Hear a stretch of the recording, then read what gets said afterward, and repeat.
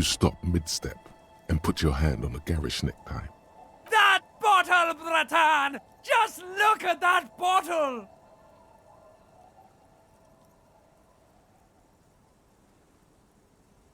In this drunk's hand, on the pipe there, glowing blue, a mysterious, otherworldly blue, filled to the brim with holy mysteries. Oh, I think this is about so much more than cool. Please go talk to him. See what it's about. I'm drawn to it.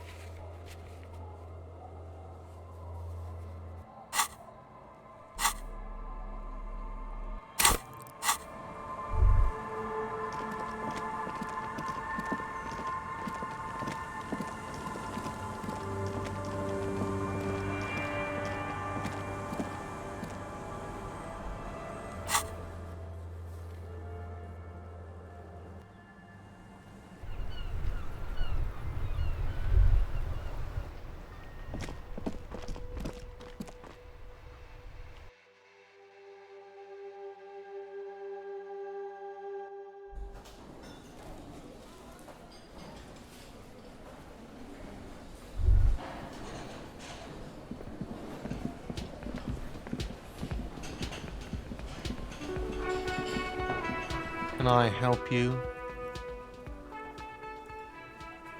Got the 20 real? Good. You got the room for the night, but remember, you'll need another 20 real tomorrow. No, you don't. It's not happening.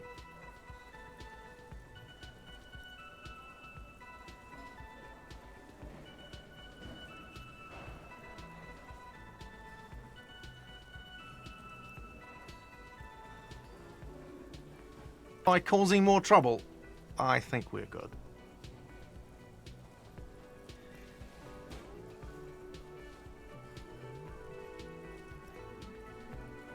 It's for no one. It's a prop. I'm not letting anyone use it after the great karaoke catastrophe of '44. A lot of people got killed because some arsehole wanted to sing karaoke.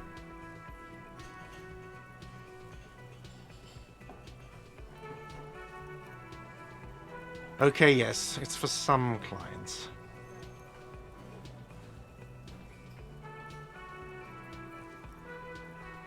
Ha! Well, we don't have any tapes. They all got stolen. The man in the vest and the violet shirt stares at the tape you've just given him. He begins to frown, hard. This is the look of a man who's defeated. He knows he's out of excuses. Fine, fine. Climb on that stage and do your thing. Just get out of my hair. I'll plug it in for you. Damn this karaoke machine. I'm having it uninstalled, he mumbles to himself. Oh yeah, time to do the damage.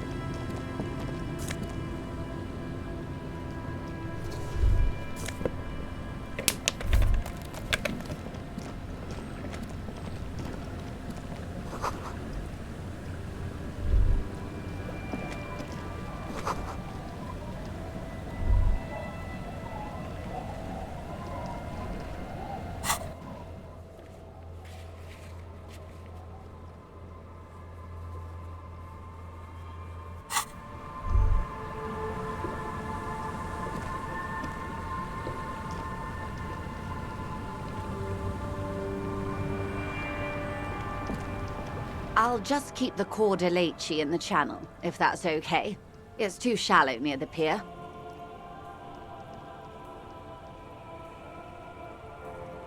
Hi, ma'am. And it's a jetty, by the way.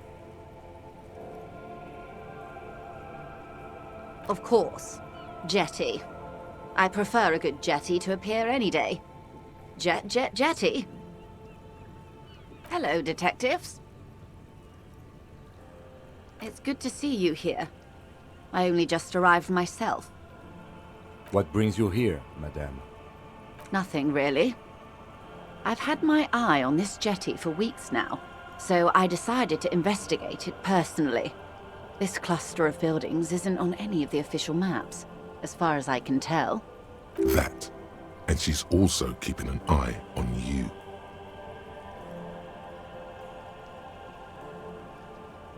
Spying has such a negative connotation. I did track your progress along the coast, however, and decided I would be better able to assist you from here. Then there's the matter of that little scamp in old lady clothes. She threatened to paint the Cordelate she read. Like blood, you see. Well, I like it the way it is. White. What is this? Destruction of property? Hooliganism? Elder abuse? And who is this scamp, anyway? No need. Lillian and I are getting on much better. For one, she appreciates the concept of rent. How do I like it?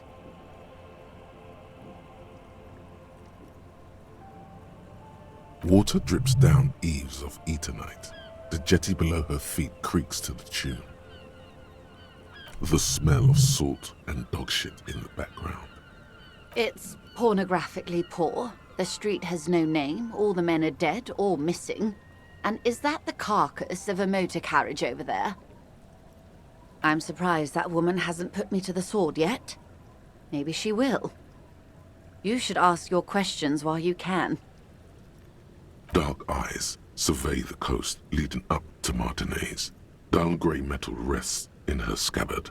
A sword. The wind is too loud for her to hear.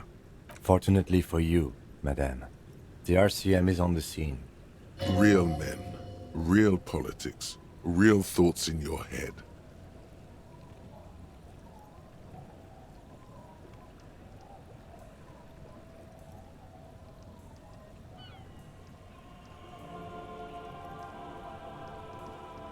Oh, I'm not frightened, officer. I'd never... It's early spring, and the rains are coming. An officer enters a low hut of stone and wood. Inside, weapons are piled against the walls. Rifles with splintering stocks. And swords. Tens, if not hundreds. They're antiques, says Lieutenant John, the archetype McCoy, to his partner. They're digging them up from the catacombs now, fixing them. Old caches from the revolution. The children carry them up. Come May, the streets will be flooded. Outside, the wind rattles the loose hatches, flooded with cheap weapons in angry hands. Have I told you how they discovered this place? No, they're in Celindian, Isola. I'm guessing you don't know then. Well, your condition has left you no worse off than most of these people. The literacy rate is around 45% west of the river. 50 years of occupation have left these people in an oblivion of poverty.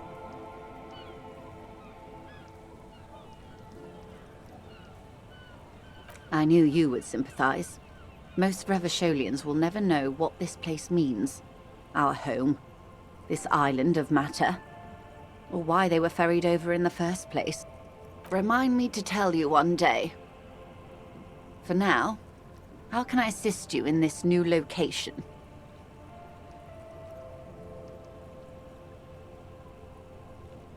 Do we? I hear you have singled out a suspect and are in pursuit.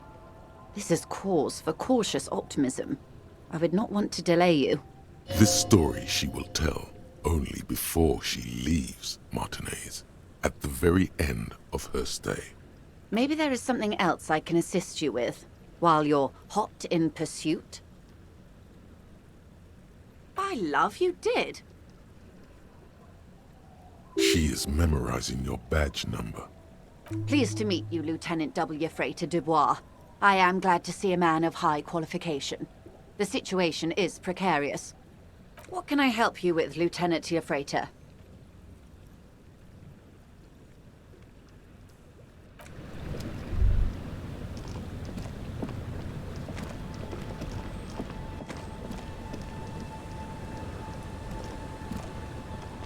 Hi, officer.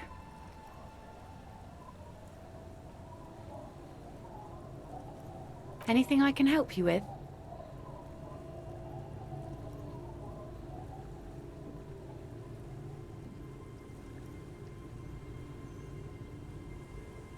A fishing village on the seashore.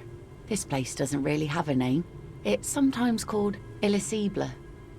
The sign on the street leading here is illegible. Has been since they built this place. The name is Lillian. People call me Netpicker. I think I have time for questions, and that was actually the second one. Indeed, you're always confused as to your whereabouts. Ask her about the cool sword. Helps to break the ice.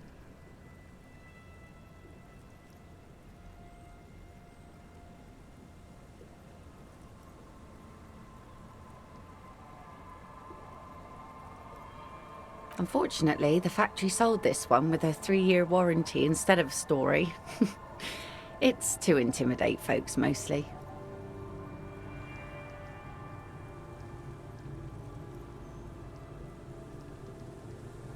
It's a regular mass-produced sword, like a shovel or an axe.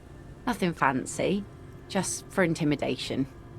From time to time, people need a lesson in respect. That's just the way it is. Back in the day, I caught the eyes of many men. And believe me, men need a lesson in manners from time to time.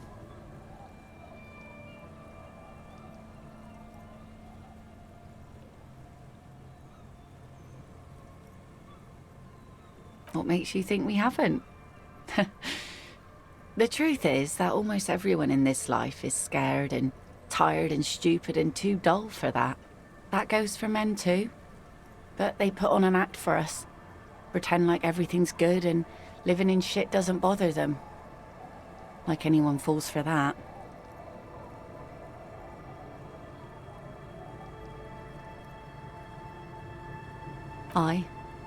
No one wants to talk about how frightened they are. But only frightened people are really dangerous. And plenty of them are dangerous. No, I'm afraid not. Tempting to confiscate the blade I used to keep these animals in check. It would put me in an early grave. Some went to patch their wounds, their lesson learned. Others were more thick-headed. And one of them, I ended up marrying.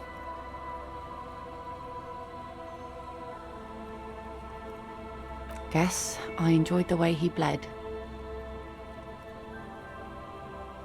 If it is, then why the melancholy? Gone.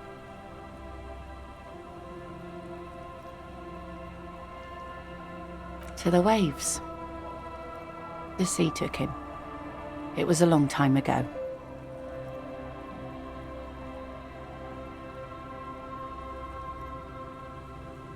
Who knows? Maybe he fell over. He didn't respect the sea. Went out there, drunk like a skunk, and sure enough, one day the boat was found floating empty. The bloated corpse turned up 2 weeks later. Now, before you tell me how sorry you are for my loss, know that it was 4 years ago, and I've moved on. There's only so much mourning you can do for a drunk with sinewy muscles.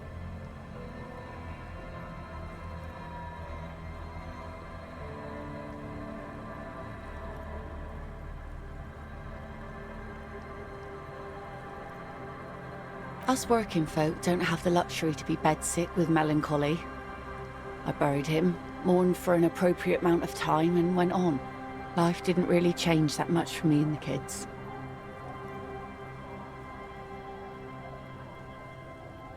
This is neither a touchy nor a very interesting topic for her. She looks like she's ready to go on a date with another, better, drunk. Ask her. Both of you could need some action. Do it! Hit on the widow! It's the right thing to do!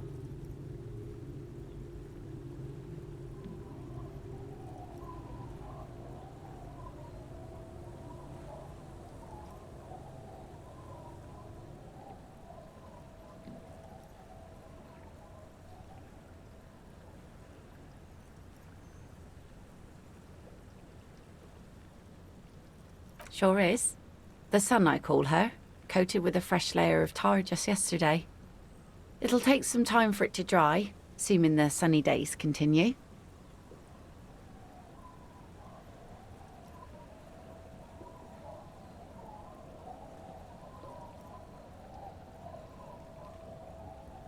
Like I said, fish mostly. Sail the waves, take care of the kids, pick nets.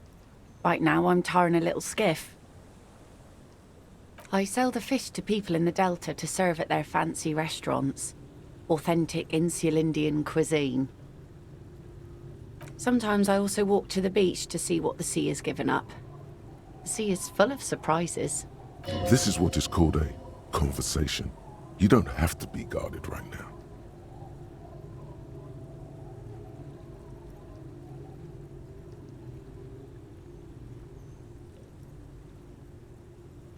Oh, very. Finding pieces of glass, bits of wood. Every once in a while we get dead bodies. Human, animal, fish, other sea creatures. A mine washed ashore once. What else? Bottles, drugs also, lost cargo in general. Most of the time it's just wood and glass. Very romantic. All right. Major choice moment. You only get to ask one thing. It would be weird to say them all. Choose wisely.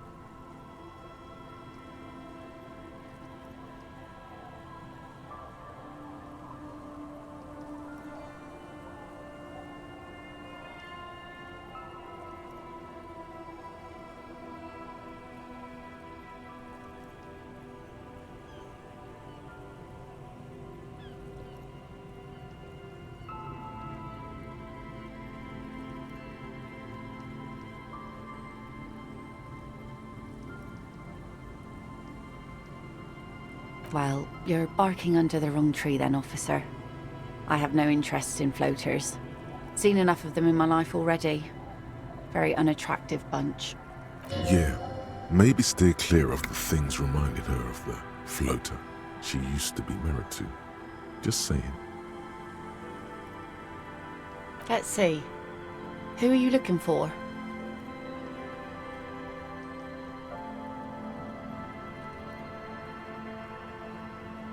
Okay. When did this person stay here? Oh. I've been out on the sea for most of the past week. The weather's been good for fishing, so I usually start at 4 in the morning. Yes, that's the optimal time. Got to make the most of the calm. I've been sleeping like a corpse after. The sea really takes its toll. Now I'm just waiting for the wind to settle to get out there again. Sorry I couldn't help you out. Maybe I can help you find someone else. I don't think I know what these are. Care to elaborate?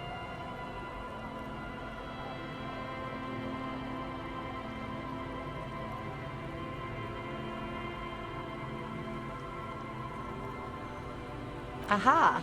Like snowmen. Two old guys have been wandering around here, nose in sand, talking nonsense about snowmen and the like. Right. Not only snowmen, also green men, monkey men burning rhinos. You get the picture.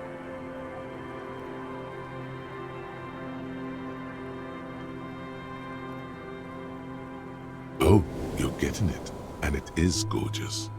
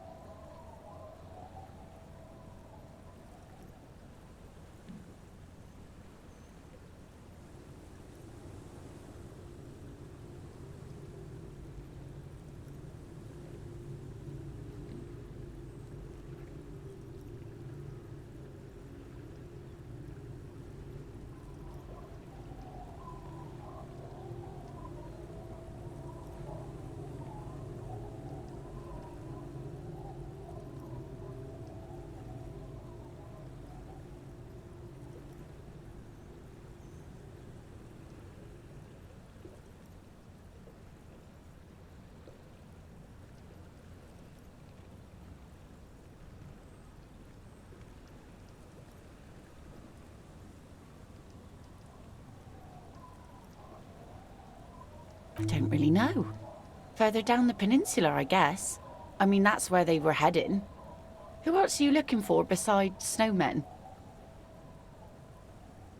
Yeah, I'm not really looking for that anymore. Not much into the middle class ones either. Could do with some landed gentry, but apparently they don't make those anymore.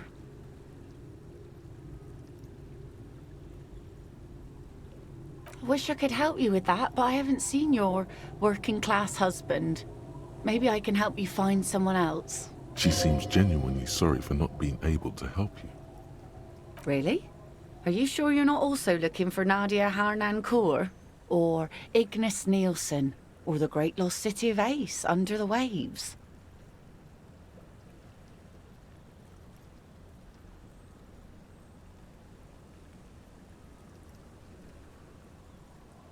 A lot of stuff.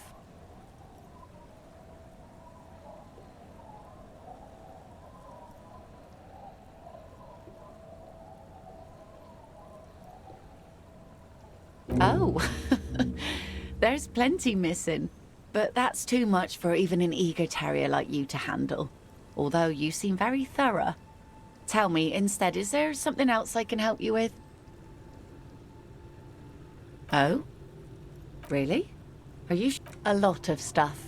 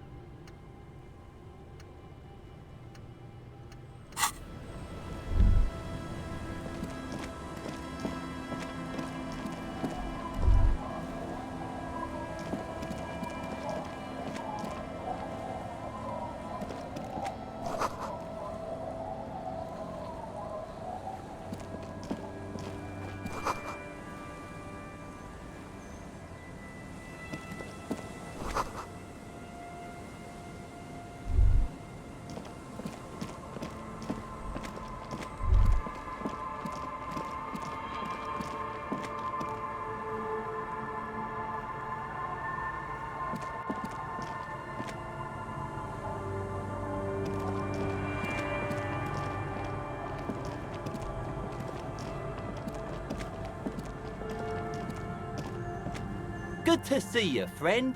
Do I have deals set up for you, buddy boy?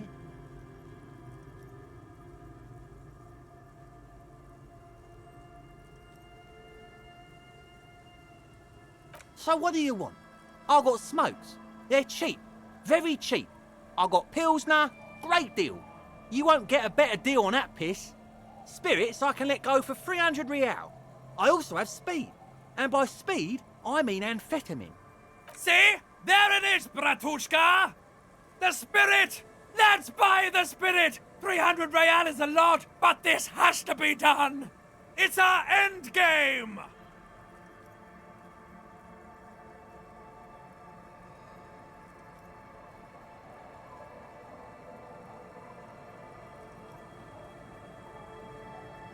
Bratan, you don't understand! It's not just another drink! This is what our relationship has been building towards all these years! This is the climax, the mystery, the virginal sigh!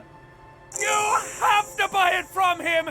Get it off him! Kill him if you have to! Our ultimate fate depends on it, and the fate of many worlds. The lieutenant looks at you, looking at the bottle of spirits, then at Rosemary, suspiciously.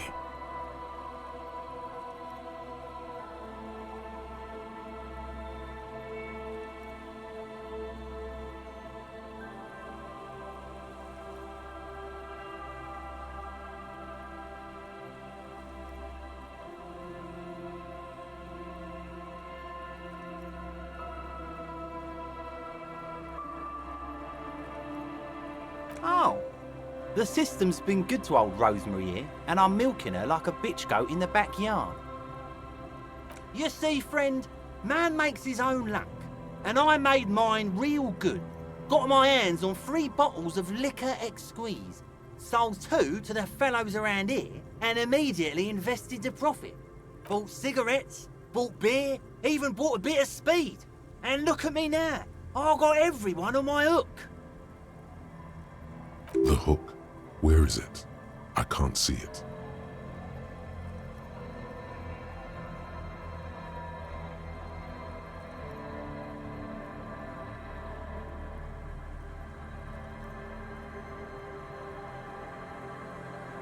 Of course, of course, of course.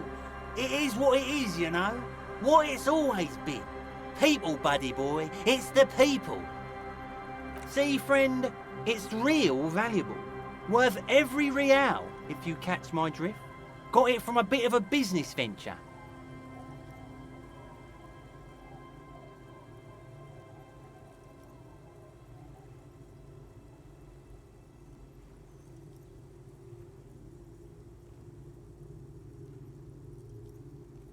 You know, it's funny, actually. He's finding it difficult to focus his watery gaze. What? This guy. Conversation might bring a discount, no?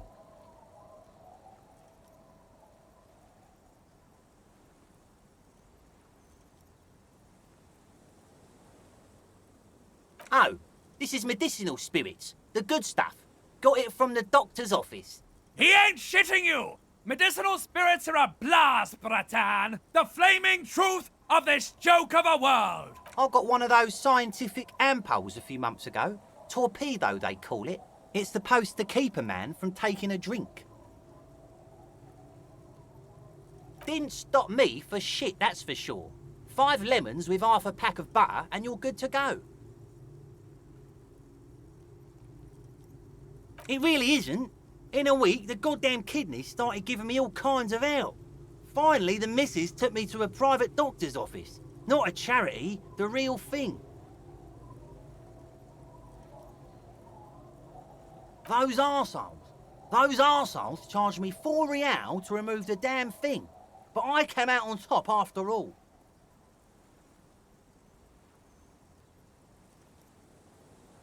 But the idiots left me alone in there. Now, I used to teach high school biology. I know what doctors use to preserve dead thingies. Swipe 3 cans of this blue medicinal stuff from the back room. Threw the snakes out and voila! What's left is this beautiful blue stuff. 98.7% almost pure alcohol. 2 I already sold to these fine gentlemen here. But this last one is yours for 3 real, if you want it. Don't say it.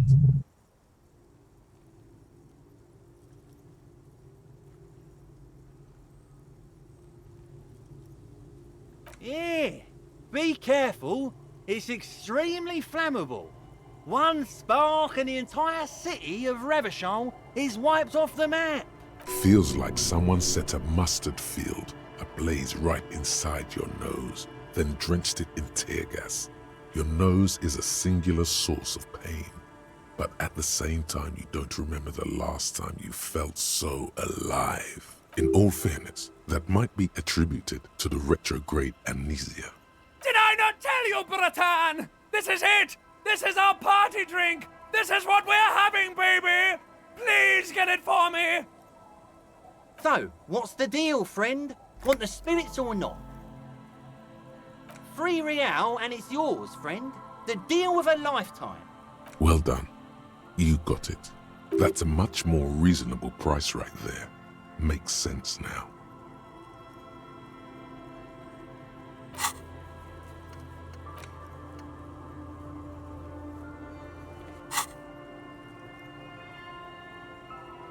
Just make sure to enjoy that one, friend. Bratan, I am so proud!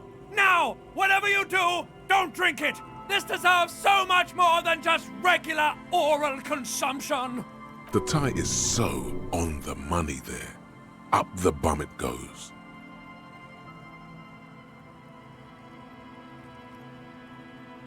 Just wait for my sign. Keep it with you. Keep it warm. Keep it safe. Soon we will enter the other world. Soon. The time will come soon. Have patience, brave one. In the civilized world, it's a custom to tip the shopkeep, friend. But come back anyway.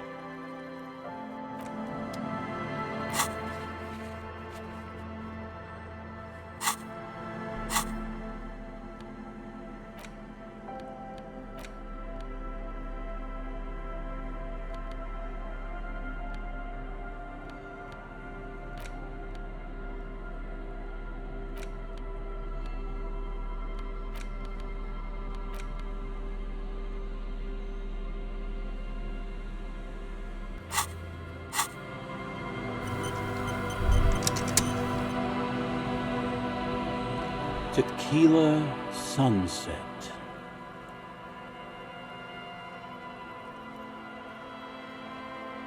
Whoop-de-doo. So now I'm a fucking storyteller. Right. Why not? Better than a beach bum.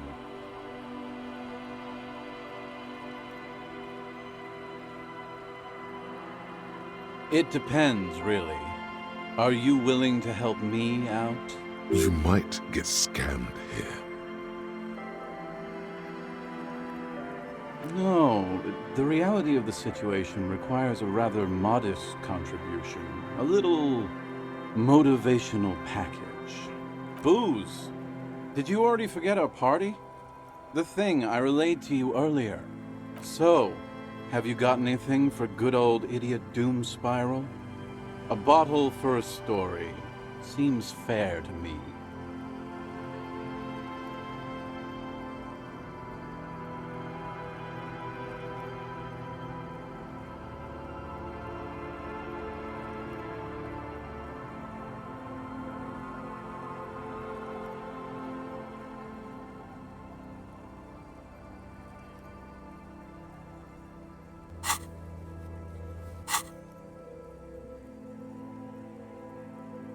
No.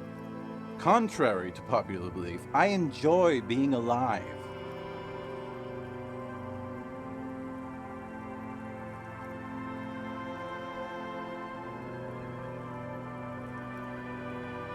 Interesting.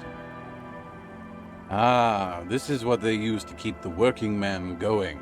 Hey, Spiral Boy, you gonna share that? Don't call them a girl.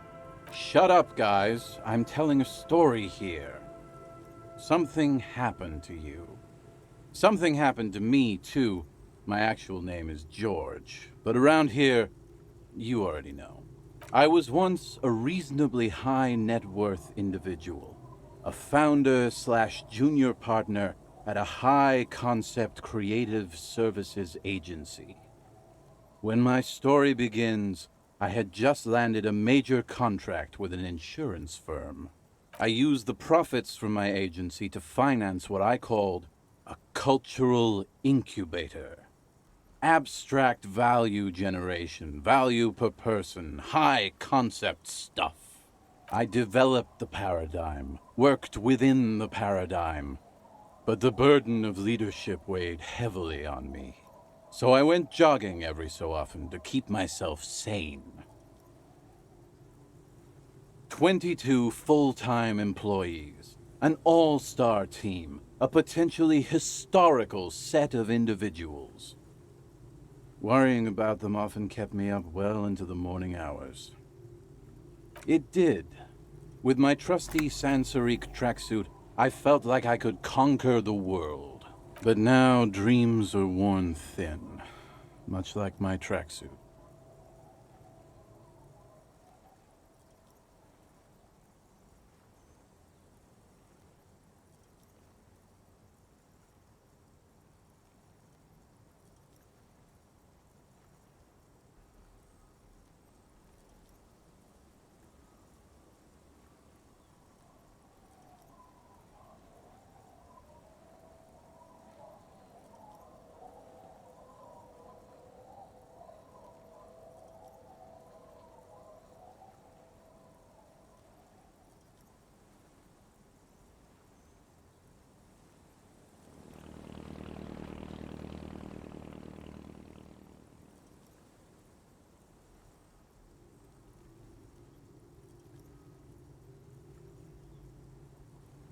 One day I left on my evening run.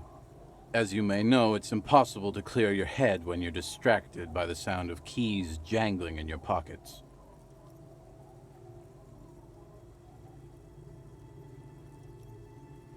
His eyes are clouded, his dilated blood vessels encircling his irises like stinging brambles. His eyes are your eyes. So I removed the key ring and put the keys for the front gate and the apartment into different pockets to stop the jangling, you see? At least, that was the plan.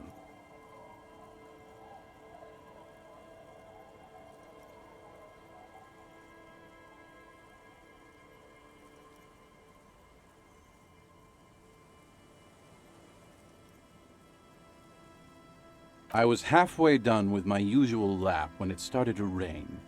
The reality situation became very wet, very quickly.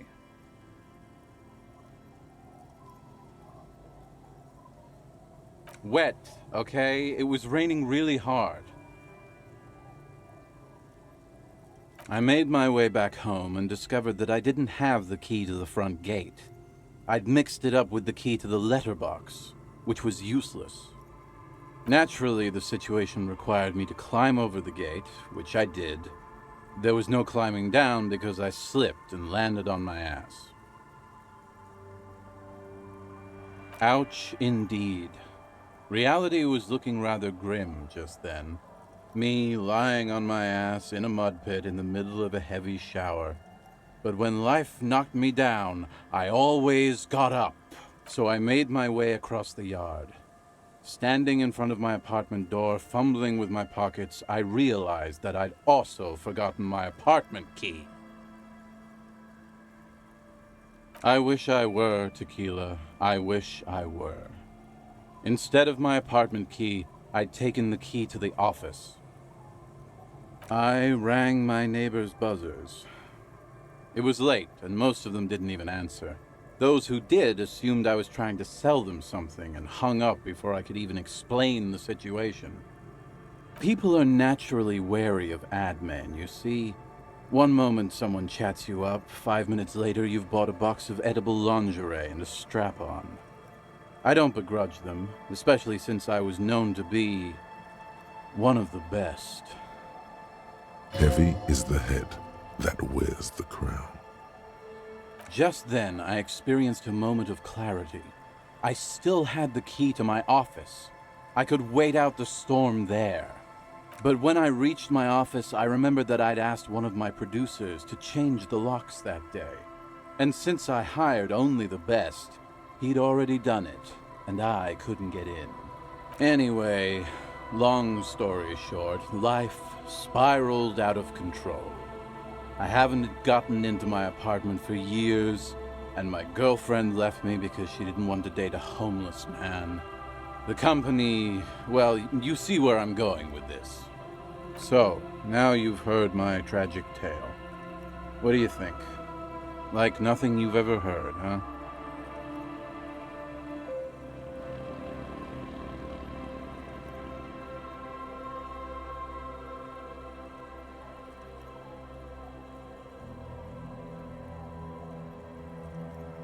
Tequila, I've thought about this series of events for a long time.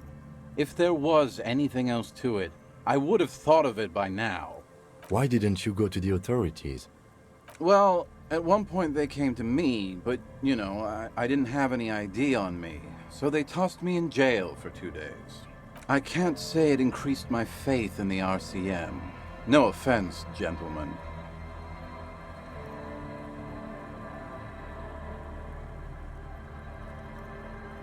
Yeah, maybe I've exaggerated certain parts over the years. When you tell a story too often, it begins to take on a life of its own.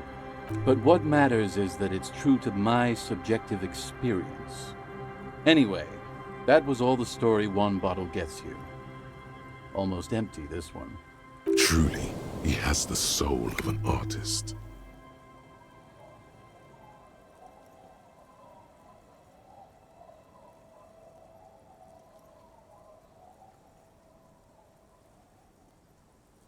Good fucking question, Tequila. If I knew the answer, you think I'd be hanging out on a beach in this formerly premium but now extremely dirty two-piece Lycra tracksuit? I used to own my reality situation. My business buddies and I had our own creative services agency. I had a nice apartment, an even nicer piece of ass. But somehow it all got away from me. Now I can't hang on to anything. Just last week I stole this nice new jacket, but then I lost it too. The only things I haven't lost are these two drunks. You of all people should empathize with this. Perhaps this lost jacket is something you could help with?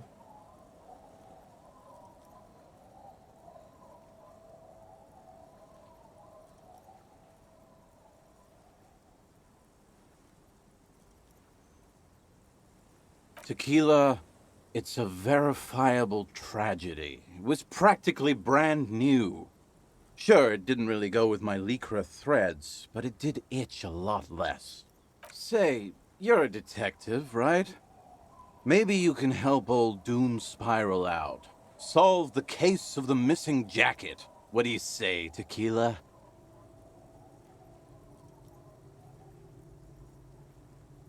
If I knew where I lost it, don't you think I'd have it? I mean, maybe I was up by the boardwalk, or walking along the beach, or checking out the abandoned fish market. Somewhere north of here, that's for sure. You could ask around, see if anyone's seen it.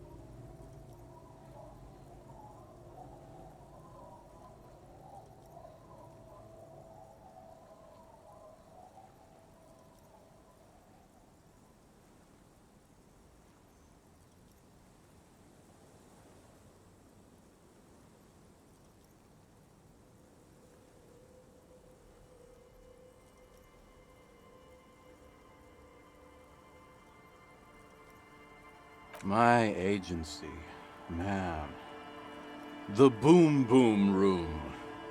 Our concept was combining high art with the lowest forms of marketing.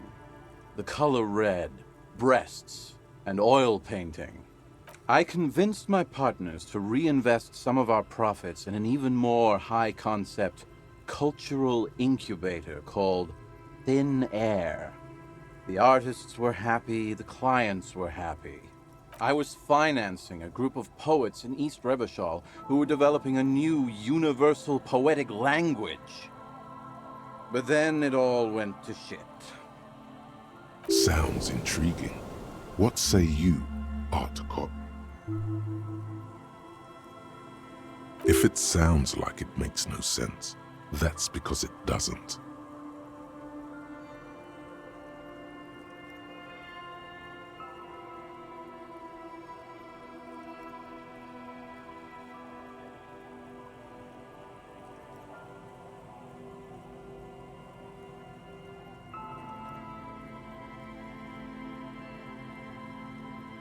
Well, you know, sex sells. That's the first rule of advertising.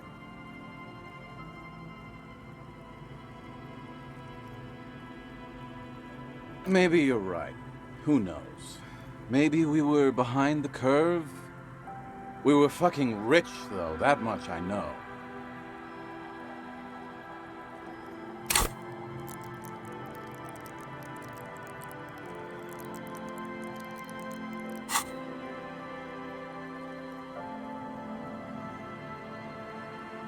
What? You've never seen 100% Lycra before? Go on, feel that primo material. Pretty nice, huh? This might be one of the last of its kind. Should probably be in a museum, honestly. Good God. It's nearly impossible to describe how dirty this texture is. It's like rubbing two jellyfish skins together. You feel about 15% less human for having touched it. Randomized trials have also found Lycra, TM, to be associated with a number of exotic, highly malignant cancers, so you also have that to look forward to. And then there's the smell, but you don't even want to think about that. Wow, you're lucky. He never lets me feel it. That's because your paws are fucking filthy, Rosie.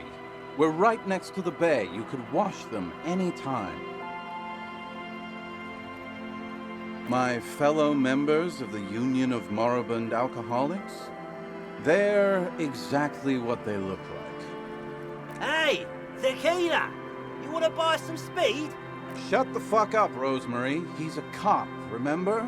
I thought he was a cool cop. Don't call Abigail. And this is Abs. So yeah, that's basically us. We drink together. I'm all ears, tequila.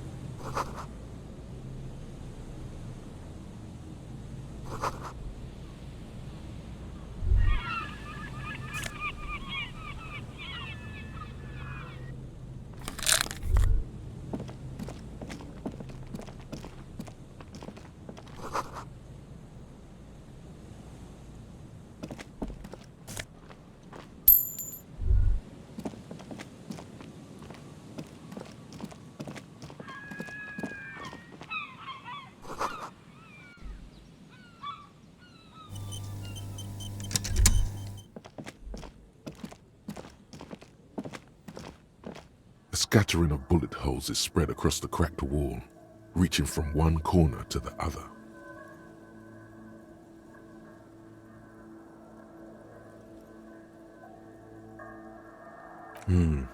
Correct. The density of the bullet holes is unusual. Even in a general average bullet hole frequency in Martinez sense. Grim affairs. Meaning, this is a lot of bullet holes. Looks like fully automatic rifle fire. Something you don't see these days. The manufacturing and sale of automatic rifles was curtailed after the revolution. The destructive power of such tools proved to be too much. We do need to retain some humanity in this world.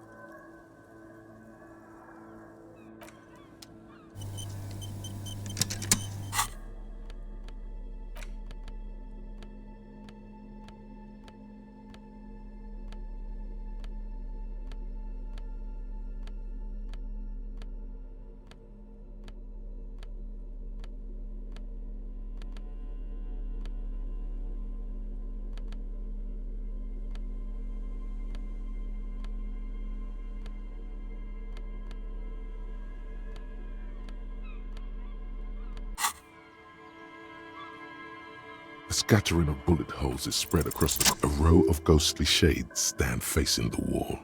There are many of them, a dozen at least, their heads lowered and eyes blindfolded. It's quiet, no sound, no movement. 10 meters away, other shades are lined up in an orderly manner, automatic rifles primed. A gust of wind blows by. The coats of the firing squad flap slowly in the breeze. A single person stands on the side. A long time has passed since the moment of this fusillading. Rain and brine have since washed all the blood away. Not a trace remains. The abundance of bullet holes leads to two options. Either an inordinate amount of executions were performed here, or they did not use a conscience round, where only one soldier has the loaded rifle. Looks like this was a mass execution with everyone fully armed. A host of men, probably in everyday clothes, ragged from the conflict and covered in dust. They were not sitting, a common practice for executions in some nations, as demonstrated by the height level of the bullet holes. They stand, facing the wall. It's impossible to discern any details about their personality or background. Ordinary people, familiar, each and every one of them. Comrades, the forsaken, the wretched, who tried to rise against the horrors of the world. 7 men in combat uniforms and dark coats, holding automatic rifles aimed at the people. Soldiers from some side, but from which one? The commandant, the one who gives the order. Machine gun fire crackling through the air, the lights of the muzzle flashes dancing on his face. I don't know. I don't know who died here, lined up beside that horrible wall. It could have been any of the parties involved in the revolution. Perhaps the ones executed here were the loyalist conservatives, killed by the communists at the start of the Civil War.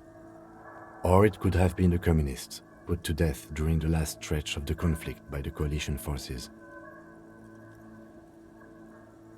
It could even have been the employees of the failed R&D center down the coast, as their building was taken over by the revolutionaries. Or maybe...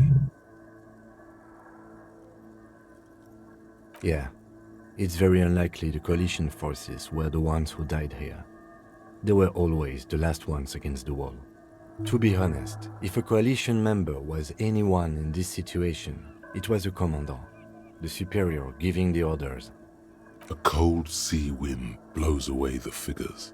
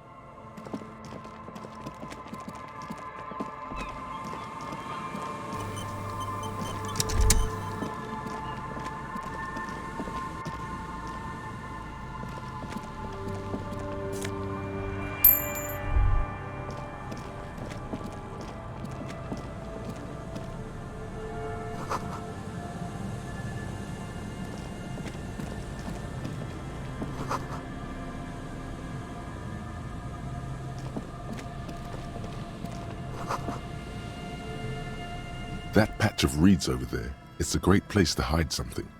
Kind of out of the way, being so close to the water. You don't have a reason to. Yet. Nothing. Just a hunch. The hunch passes, leaving you there, by the old boy bobbing in the water. Time to go.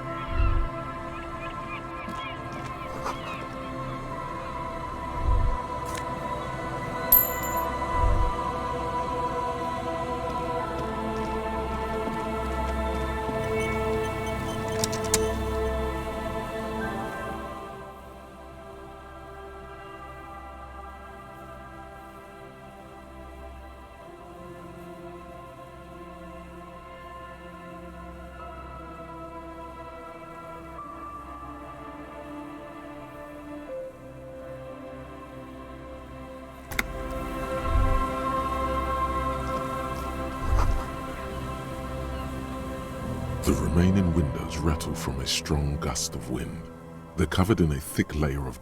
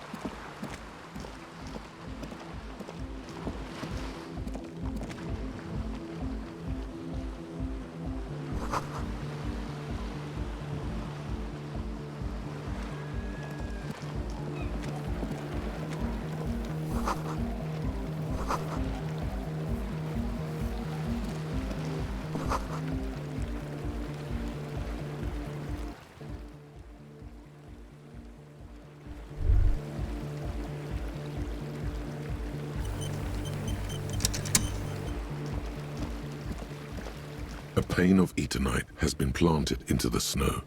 2 poles are holding it up. Barely holding it up. It could fall over any minute. A stronger gust of wind might be enough. The pane falls into the icy snow with a soft thunk. We should ask that girl on the ice what's going on here.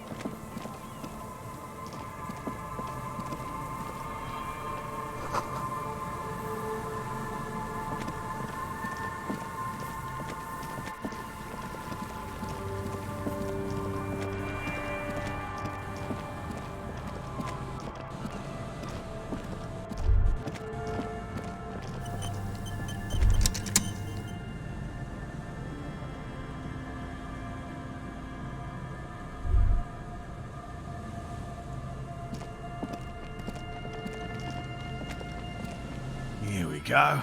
Nice and easy. No way out, little guys. Not out of this gem. There's a cylinder on the ground in which the man is arranging some netting. It looks like some kind of trap. He notices you. Who's there? Oh, the police. Hello, officers. Is that the police? Why are the police here? Don't worry, Gary. I'll handle it. To what do I owe the pleasure?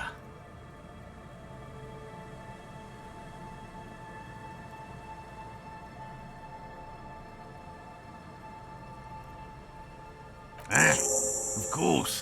Thank you for passing along the message.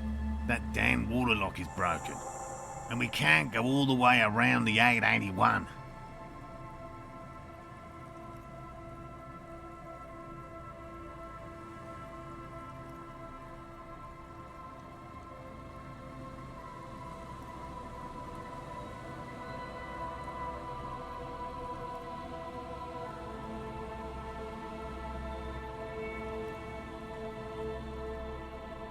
Oh, good.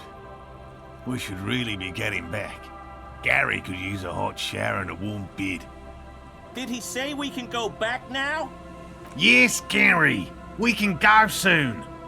If you see Lena, tell her I won't be long. Sir, your wife is waiting for you.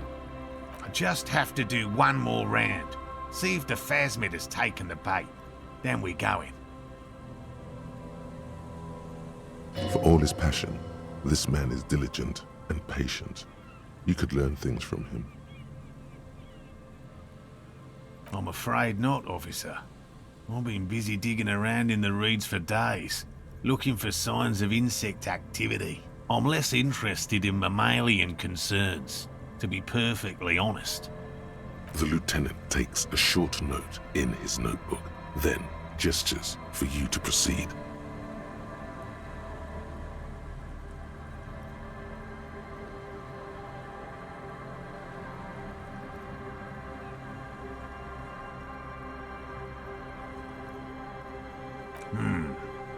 Well, first of all, it's damn difficult to find, which is why we've been knee-deep in the reeds laying traps for it. Good question. Being a phasmid of the order Phantasmodea, a ghost insect, it disguises itself as plant matter. In this case, the reeds. Awful lot of reeds around, aren't there? And I suspect it may have also developed other specialised techniques to protect itself from predators, or scientists, in our present case. It's my hypothesis that it has evolved certain electrochemical defences that allow it to interfere with animal perception, impeding pattern recognition, confusing the visual cortex. But I cannot describe how these defences work, much less how they evolve, without studying a live specimen. Yes, it makes perfect sense. You're beginning to suspect there's something paranatural about this phasmid.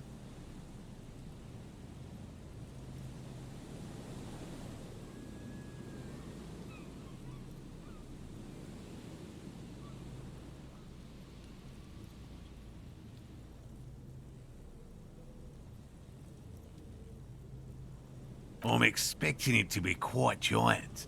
One known species of phasmid, called the Megaphasmodea zoensis, is about the size of a grown man's forearm. So,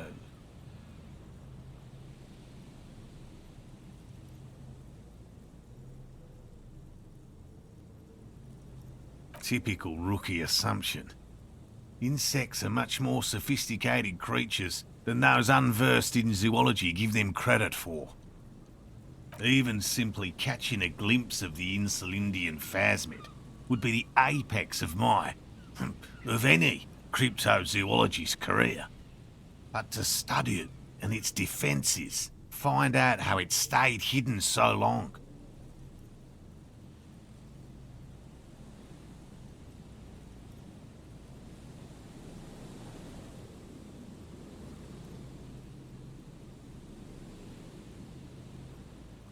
Very little, I'm sorry to say. No one's ever captured a specimen, so all our information is based on first and third-hand accounts. Not yet. That's what makes it a cryptid. Just out of curiosity, if there's no proof of its existence, how do you know it's real? I know it's real. By which I mean, I've heard enough first-hand accounts to believe quite firmly that the Insulindian phasmid is more than mere superstition. There was a credible sighting here recently.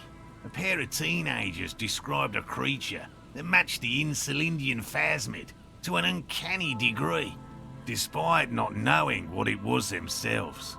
It's the first credible sighting in several decades. Admittedly, it's an unusual location for this species, but with all the sewage runoff upstream, it probably doesn't matter much anymore.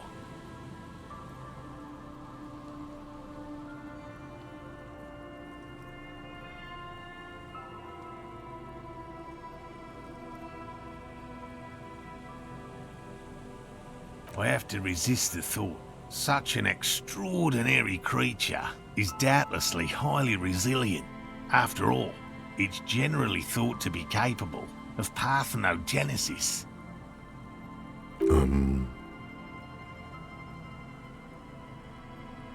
Yes, the females don't need males to reproduce. Makes it easier for a species to survive in adverse conditions.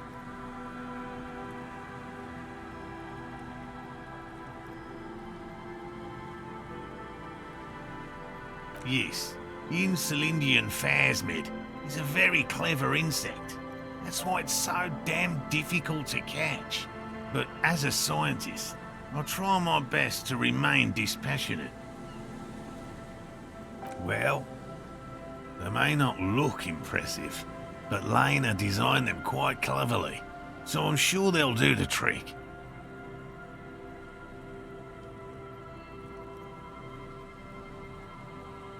Yes. More than some, he admires this about her.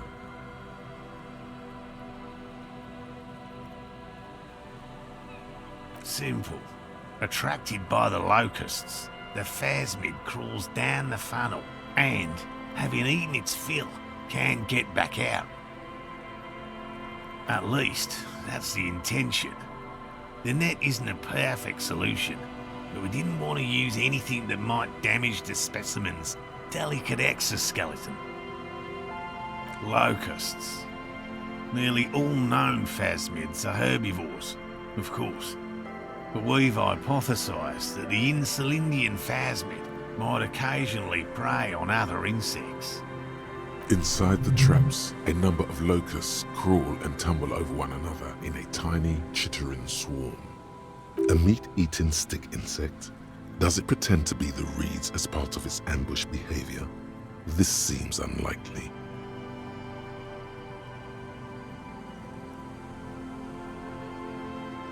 They'll work, I assure you. The predatory hypothesis, using locusts as bait, accounts for the failure of previous efforts by other teams, which use plants. We have given this some thought. The traps do seem to be deftly and thoughtfully constructed. It's clear the cryptozoologist's wife knows what she's doing.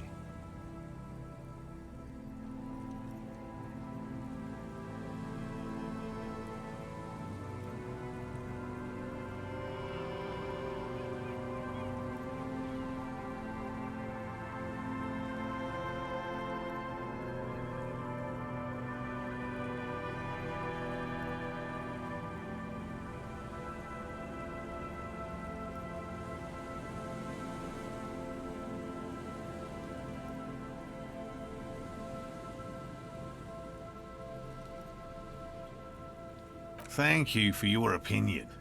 We have also included plant material in the traps to satiate your skepticism. Not a big fan of skepticism, this one. Yes. What? I've just always liked animals and puzzles. Searching for cryptids is a bit of both. He seems reluctant to talk about himself, but he'll open up, if you prod a little.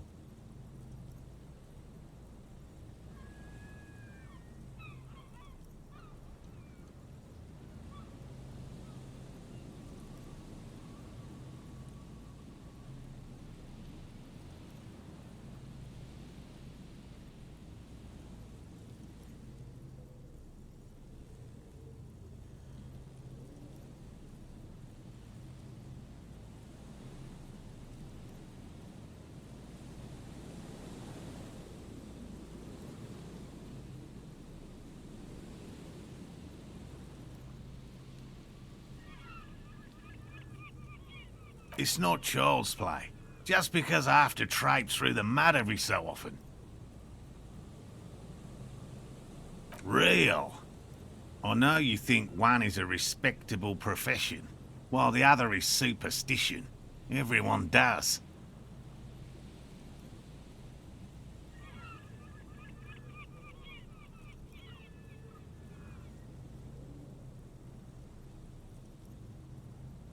My methods are the same as those of other scientists. I'll simply draw upon a wider variety of evidence. and I have more hope that something truly surprising might happen. No, as I said, I have yet to catch a cryptid, although I have come close. Close enough to keep trying. Interesting. Something for later, this close call. Everything from forgotten regional lore to newspaper accounts, like the one that brought us here, to look for the phasmid. I keep a very open mind. He's interested in things that people believe that scientists don't.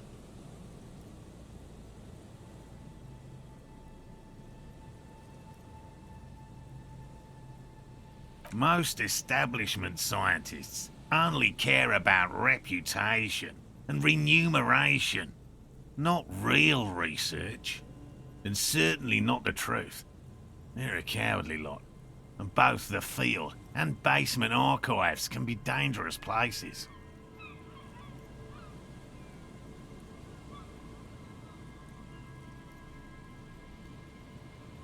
No.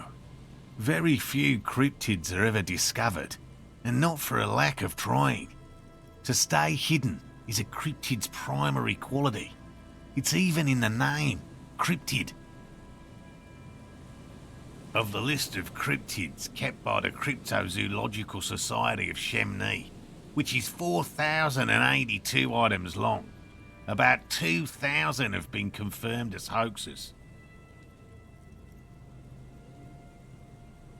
2 are categorized as confirmed discoveries. The rest are in differing stages of discovery, refutation, and data collection.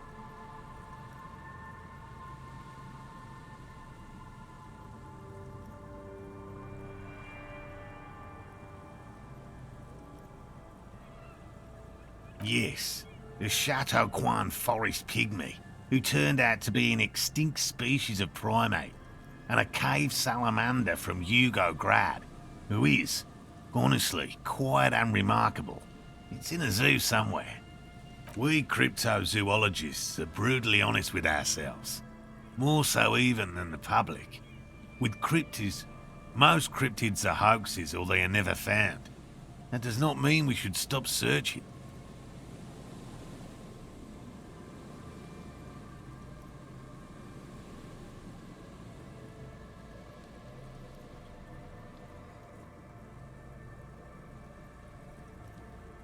In fact, it is 0.05%. Ever more magnificent, should our search contribute to making that number 0.075%. He has clearly done his math on this. There is no surprising him or swaying his opinion. Yes? All right. What cryptids precisely? I usually discuss these things with specialists, so I don't know what. We would have to discuss. He wants to say, but decides against it. You need to ask him about specific cryptids. Cryptids you've heard about from Lena or his friend Gary. He won't just talk.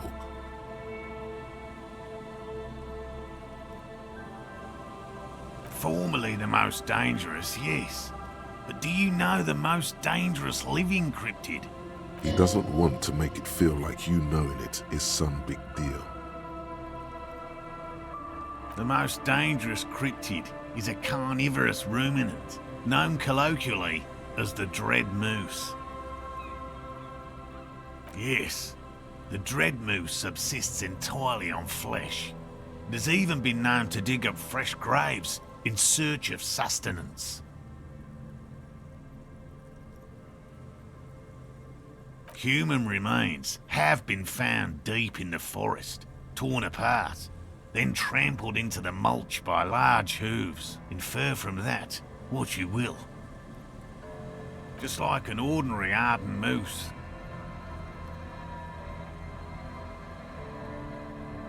You can't.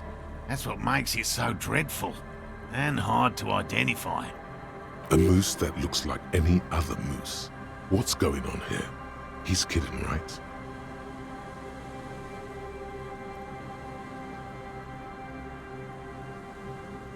The bodies found in the forest are just one piece of physical evidence. There's more. The recent surge in the moose population has hidden carnivores. The dread moose are effectively removing competition for both themselves and their evolutionary cousins.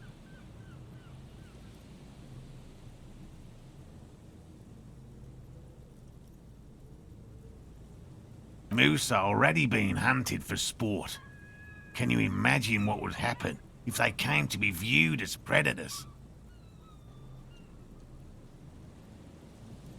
The carnivorous moose are a very young species, the result of a genetic mutation that fared well in the process of natural selection. It makes sense that such a majestic animal with natural weapons, antlers, would come to rule the forest. The only strange thing is that it took so long.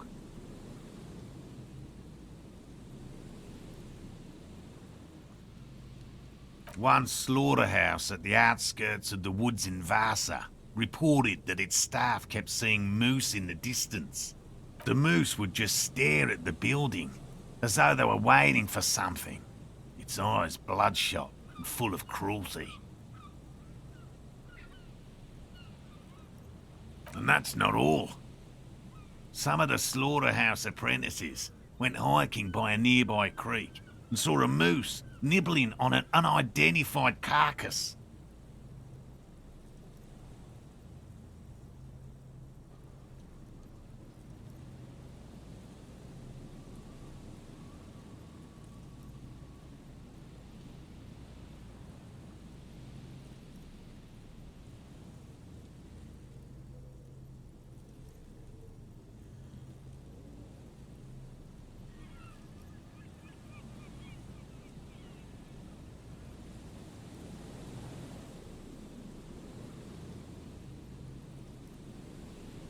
This isn't something unique. Various species of deer have been known to scavenge when plant food is scarce. Anyway, there is more than enough evidence to justify a thorough search for the dread moose.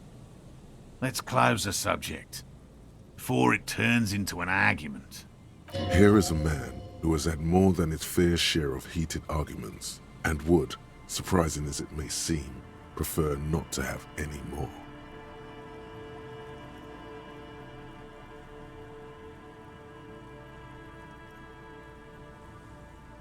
A willow person. It's a long story. One non-specialists would find rather dull. Willow people? Not at all.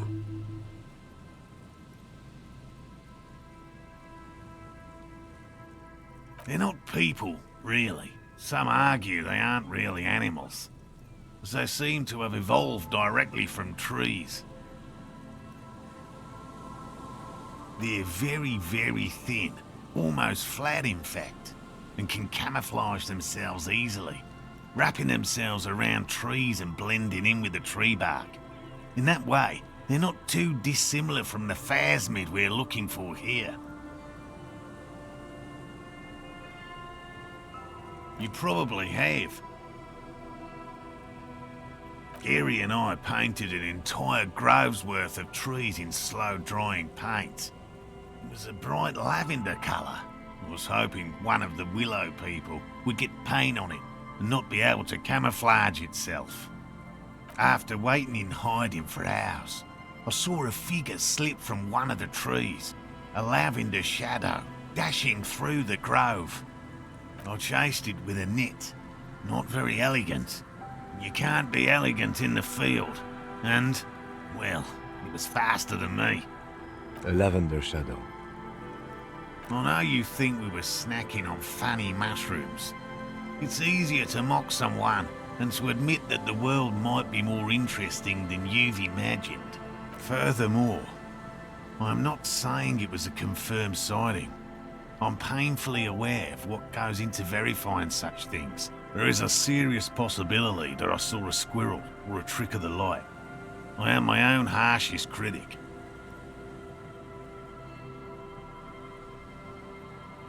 No offence, officer, but I'm not much of a pedagogue. I don't know what I would have done if Lena hadn't persuaded me to go back to field research. You should ask her if you want interesting stories. Me? I'm not a people person, unless you haven't noticed. And I don't make a good lecturer. My strength lies in field work and persistence. By all means. By woman, you mean my wife, I assume? I will return to her. I can't leave before we finish with these traps. My wife understands that just as well as anyone.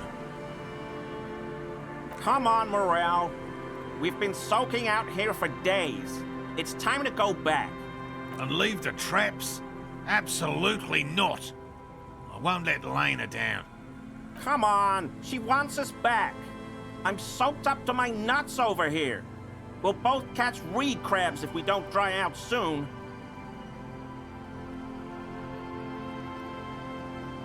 Of course it's important to her. She's seen it. A verified sighting, on record. One of only 4 this century, and it's hers. Yes, that's how we first came to know one another, in fact. But that's her story to tell, not mine. Needless to say, you must ask her about the mysterious phasmid. Suffice to say, it's long been our dream to find proof of the Insulindian phasmid together. I can't abandon course now.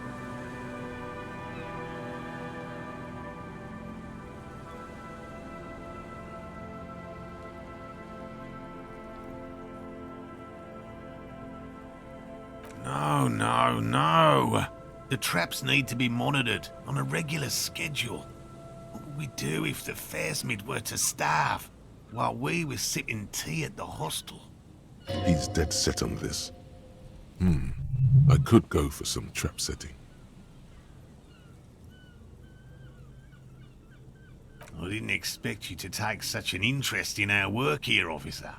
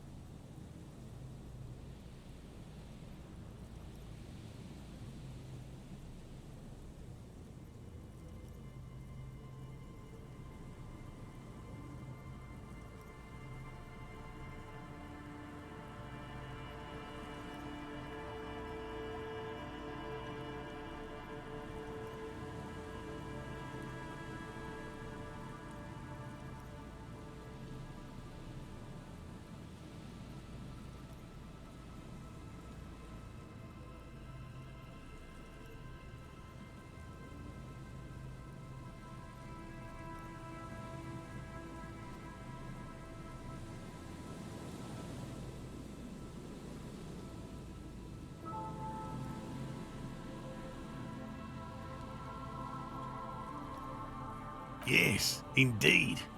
Both require a great deal of research, attention to detail, and, above all, persistence. There are 4 in total. One is to the south, on this little peninsula, by the boathouses there. It's very near. Another we set in Land's End, to the northeast. It's behind a small sand dune there, on your way to the old radio tower, after the church. The third is set near the canal, where you crossed, by a concrete slab. A big thicket of reeds going up the slope, and among them... You should check at least one of those before returning to this one, since I just said it. This one's more of a technicality, but still, better safe and stupid than sorry. That seems like a lot. Do we really have time for this extracurricular venture?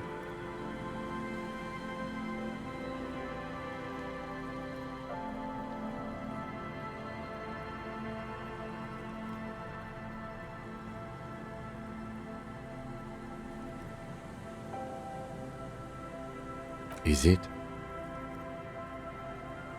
If you think it's important, you have been right before.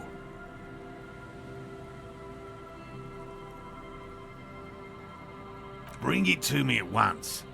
Just make sure the trap is closed tight. He's not comfortable with the possibility that you'll claim the find, but he's lying about this even to himself. That's highly unlikely, officer. But in the event you do, I'll spray you with a pheromone mixture I developed. It's made of musk and research chemicals. The pheromone should attract the insect to you, or at least prevent it from bolting at the sight of you. It's quite potent. Will last you about a week.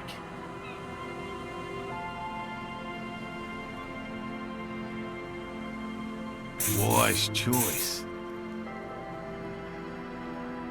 I hope you're not buying this. He dispenses it without letting you touch the canister, so it would be precious like holy water.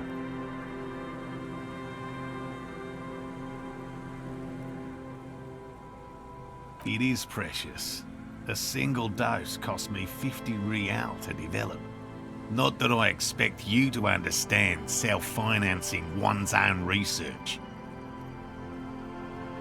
There are 4 in total.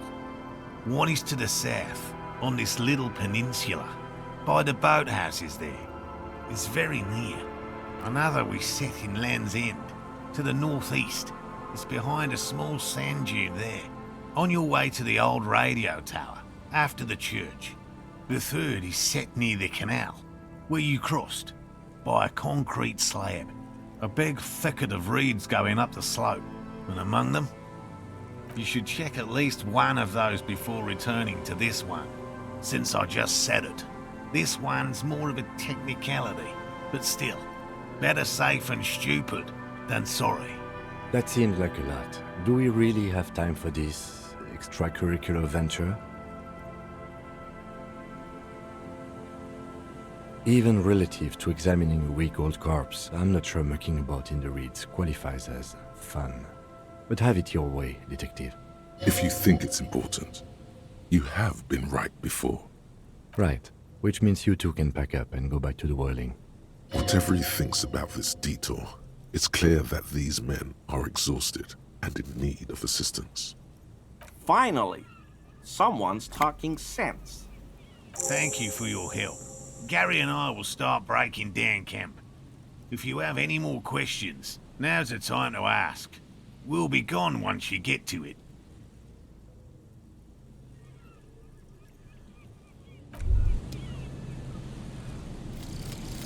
Date of birth generator. You were born in the year 07, in the last year of the commune of Revachol, right before it fell, in the old military hospital on the ground floor, where people usually came to die during a snowstorm.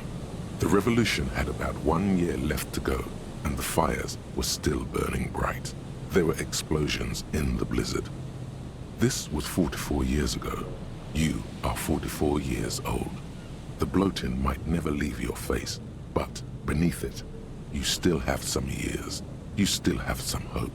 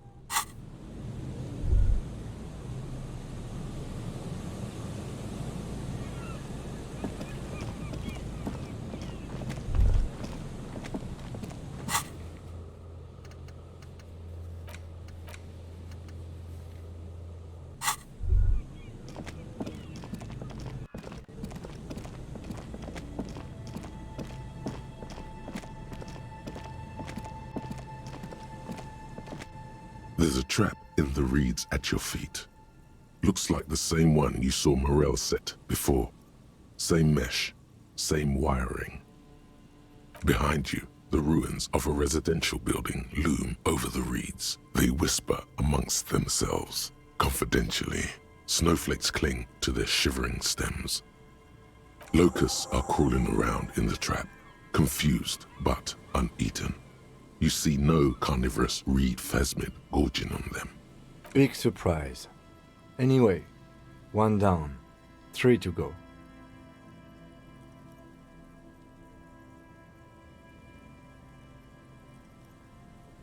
I meant no offense, just...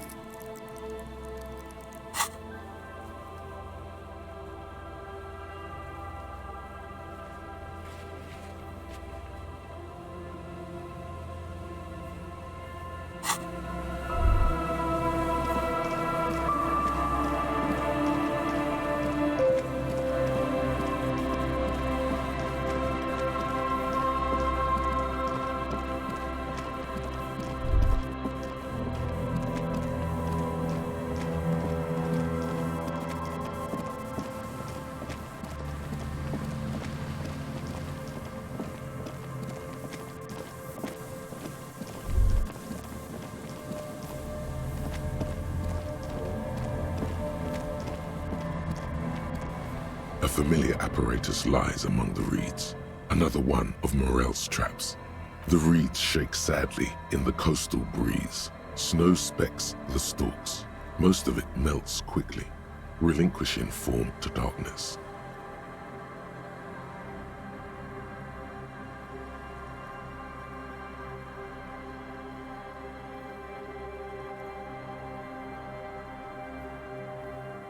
The wind picks up here, near the cape's end, surrounding the narrow strip of land from 3 cardinal directions.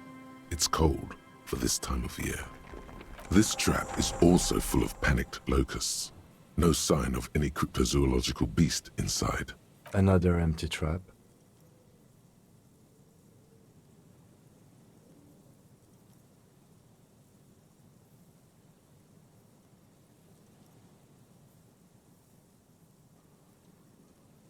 Always up for a good job.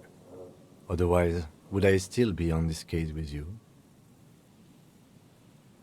The reeds shake sadly in the coastal breeze. Snow specks the stalks. Most of it melts quickly, relinquishing form to darkness.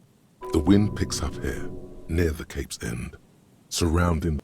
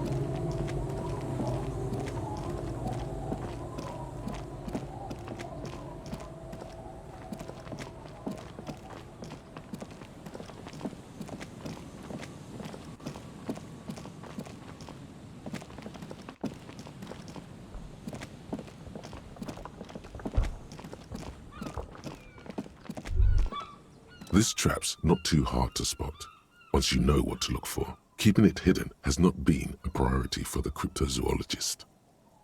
The reeds bend forlornly toward the sand. Snow covers the broken stalks like a shroud, and they shimmer, ghostly, in the darkness. The constant, distant song, louder on this part of the coast. Near us, nothing but locusts in this trap as well. Definitely no cryptozoological monstrosity. Empty as all of them. One more of these and we're done.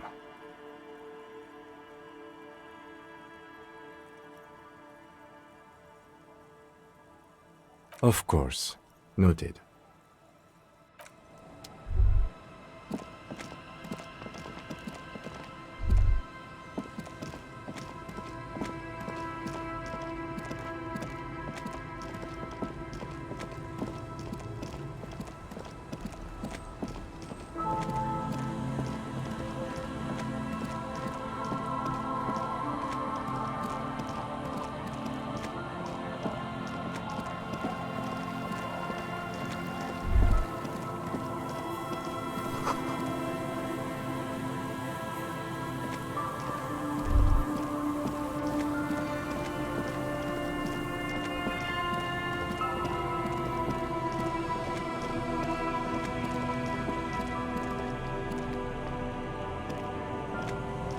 This is the last of the traps, the one Morel just set.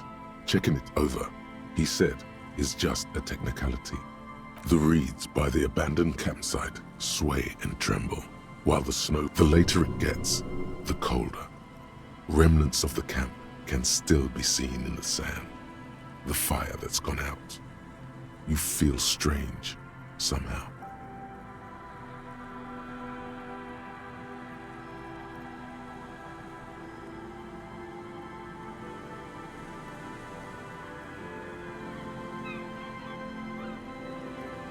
The trap feels light, and silent as you pick it up. Something is different here. No locust. No phasmid either, but still.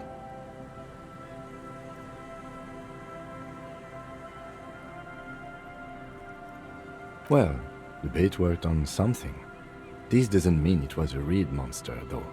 Unless you see one in there, I just see an empty trap.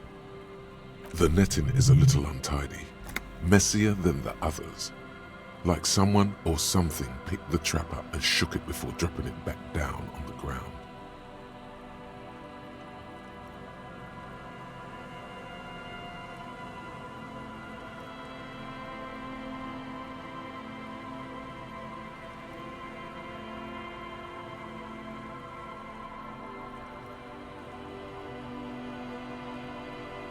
Perhaps our cryptozoologists have competition in the form of an actual entomologist, or someone else is sabotaging them. I could present more theories, but then I would be taking this on as a case, which I'm not.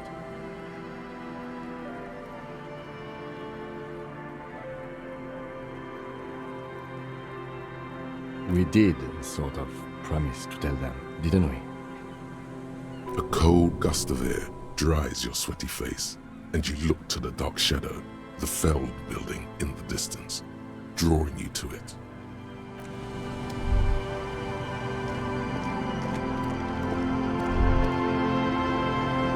That patch of reeds over there, it's a great place to hide something. Kind of out of the way, being so close to the water. Nothing. Just a hunch.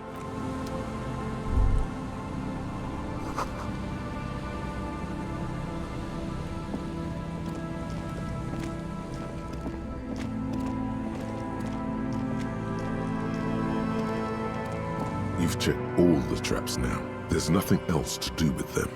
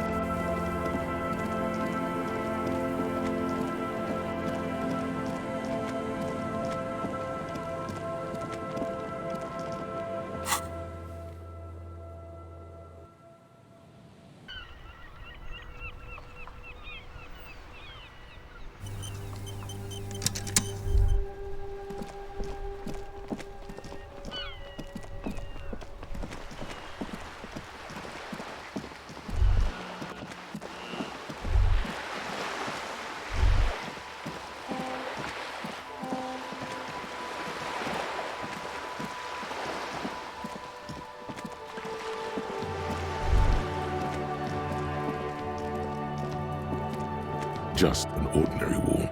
Nothing to see here.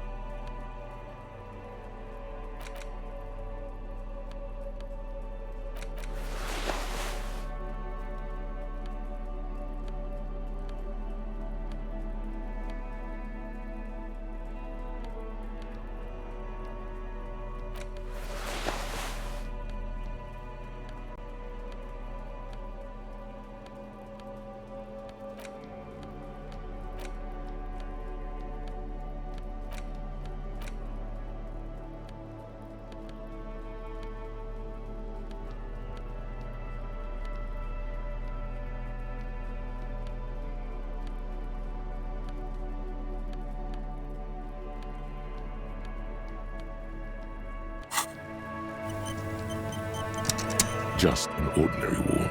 Nothing to see here. Because you see it, finally. This wall is sublime. Look at it. The shadows, the colors. All the other walls on all the other houses must make a pilgrimage in adoration of this, the uncontested pinnacle of wallcraft. color peeled from the very face of God.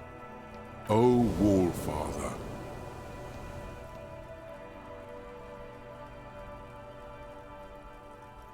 Huh? he sounds tired of it all. You already have the heavy fuel oil to use as paint. It's red. And Cindy the Skull has a paintbrush. This is on.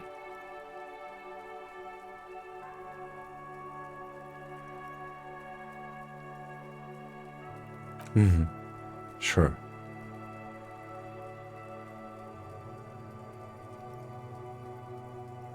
If you must.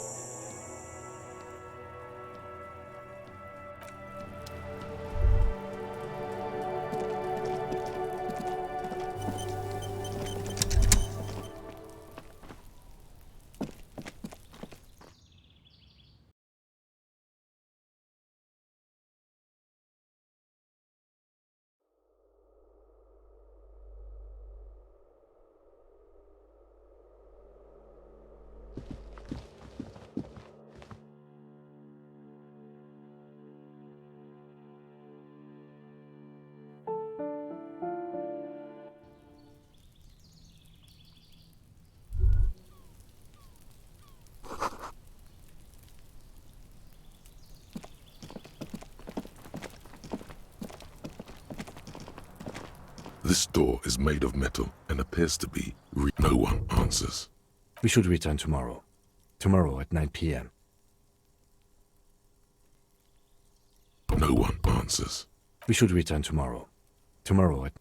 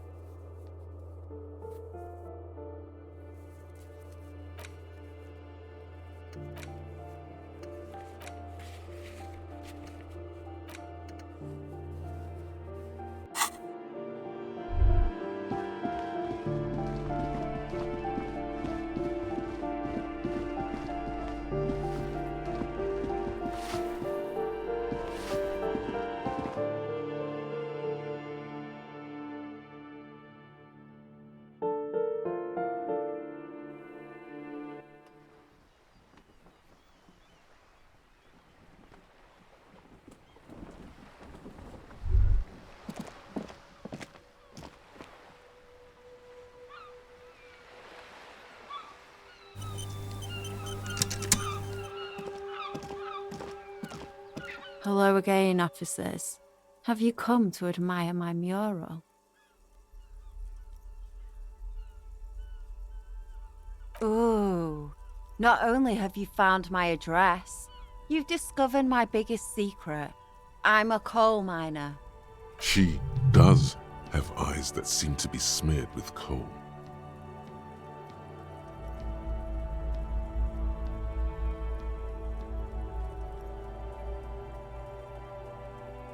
Does anyone in a city like this? It doesn't have to do anything at all. Nothing does. Like me. Right now, I'm doing nothing at all. The inspiration will come to her once hell is set loose on the streets. It's too calm right now. Yes, I keep hoping a shaft will collapse on me, but somehow it never happens. Shoot, Piggy. It's what you do, isn't it? What for?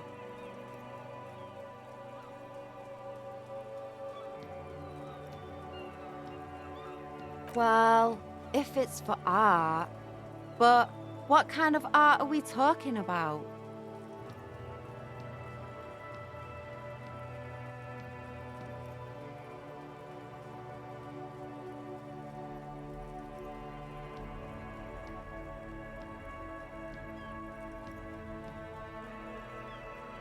Let me stop you right there, Piggy. You have no idea, do you? No idea. No brush? Fuck off.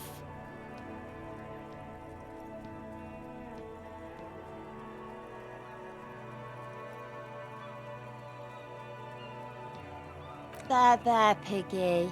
I guess art just isn't really you. 'Cause you suck in life and in everything.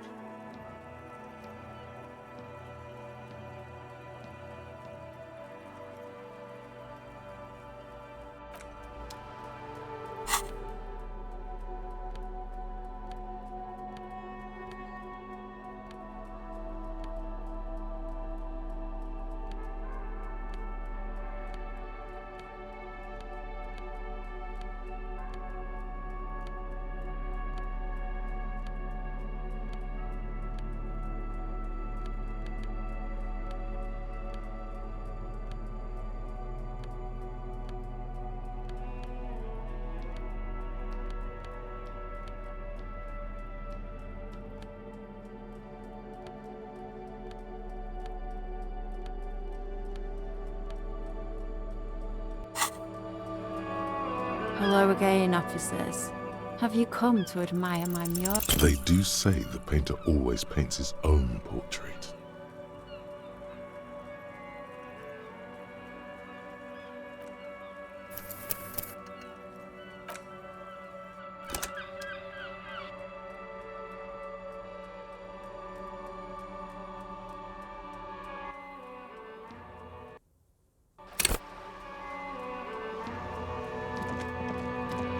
Hello again, officer. Ooh. She does. Yes. Does anyone? It doesn't. The inspiration will come to her. Shoot, Piggy.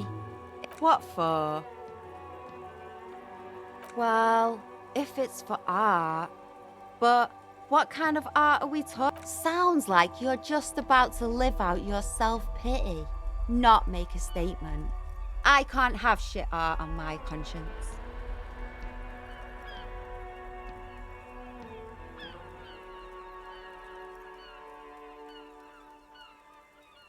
Yeah, not gonna hold my breath, Piggy. You look like you'd suck. They do say the painter always paints his own portrait.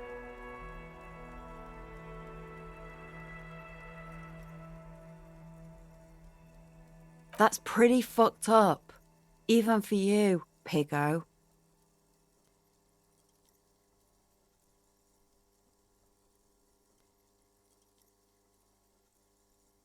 You're a real sad sack. You know that? Go ahead then. Art it up. Just try not to hurt yourself. And no self-portraits. Sure, anytime. Us shit artists have to help one another. Besides, I was out of fuel oil anyway. She only gave it to you because she doesn't see you as competition. The right idea is not coming to her. It's excruciating. You know what you've got in that fuel canister you scavenged from your Kanema? Red-dyed heavy fuel oil, paint, and a brush. You're ready to do this.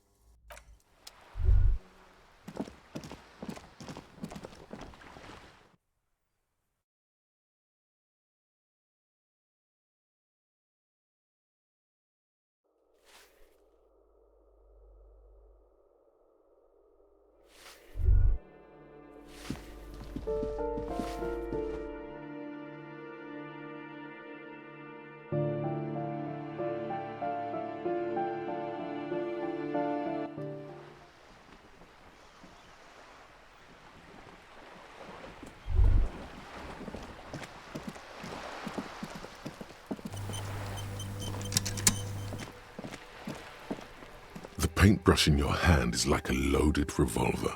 What will it be, Desperado? Quite a few things come to mind.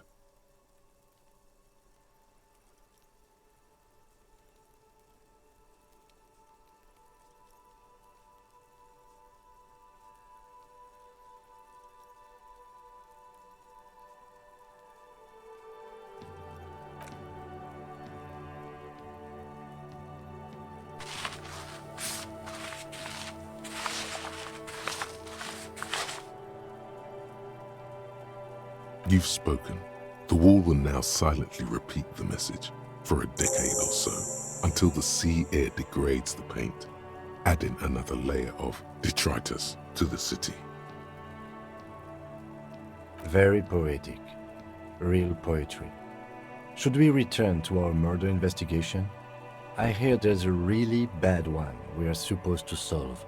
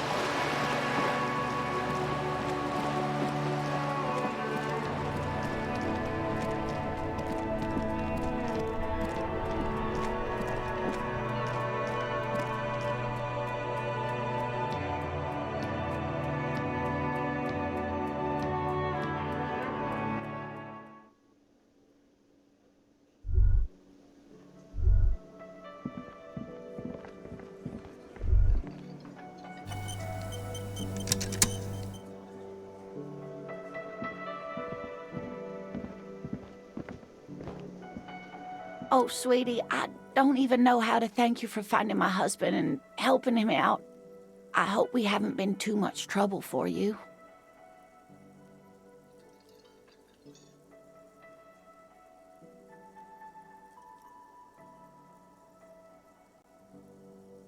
Here, I want to give you a small token of my gratitude. It's a tie, Mexican origin.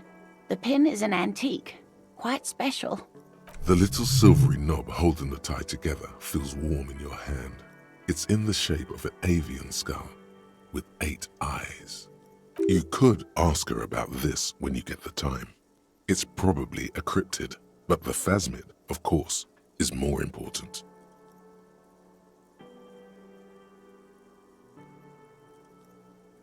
Oh, you don't want to hear about some old woman's ramblings. Ramblings? Nonsense. Your description of the phasmid is the most precise I've ever heard. But darling, I didn't even get the size of it right. Measuring things is important. How did she get the size? You were a child, my dear. Really. It's extraordinary what you were able to describe. Now go on. Tell our friend about it. He's proven his interest in the field. That is a way bigger compliment than it sounds like. Reflexively, the lieutenant read his familiar notebook. Well, it was summer. I was building a racing track out of sand on the beach near a tall stand of reeds. Quite a tall one. Many times my height, I remember. When, all of a sudden...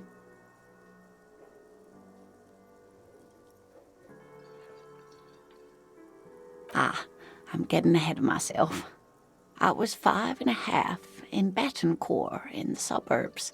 My grandmother had a summer home there. The strangest moment of my life.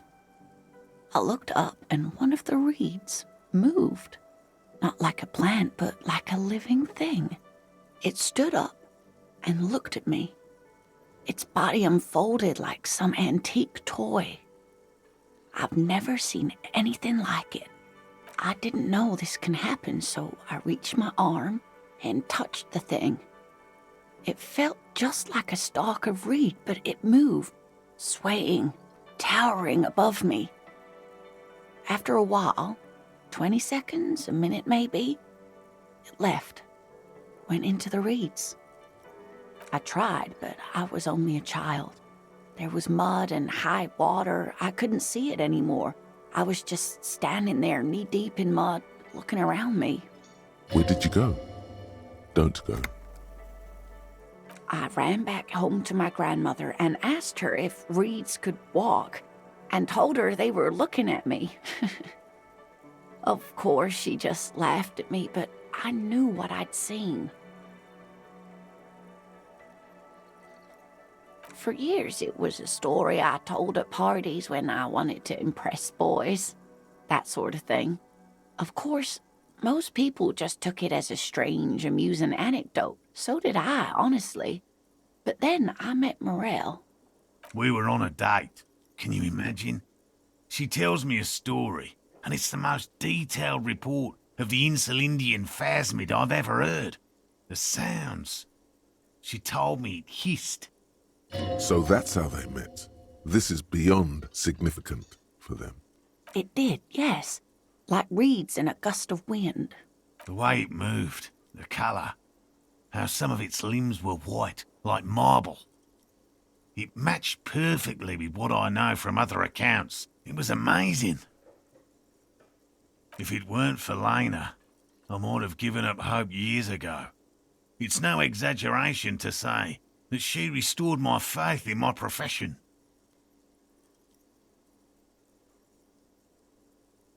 Our first, yes. Not all of them. There is some white coloration reported, along with beige, where the camouflage ends. It's hard to say how big things are when you're quite small yourself. To me, it seemed to be taller than I was then, but that's probably not the case. What if it is the case? How could she? Who imagines this? She didn't know about the phasmid. This is the main thing here, what makes it a confirmed sighting. She had no previous knowledge of the insect. So she couldn't have made it up, or imagined it.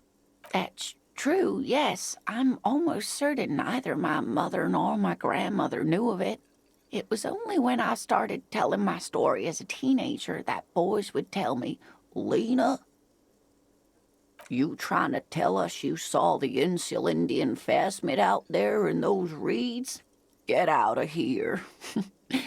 They just give me a cider and ruffle my hair and tell me to stop dreaming. But I saw it. I thought it was a wonderful story, ma'am. But I don't believe it. A child left unattended on a warm day. Children make up stories and then end up believing them. You're welcome, sweetie. I do appreciate the chance to relive it whenever I get one. It was just such an impossibly sunshiny day. So warm. And she could get up and walk right into the reeds on her own, into the mud, anyway.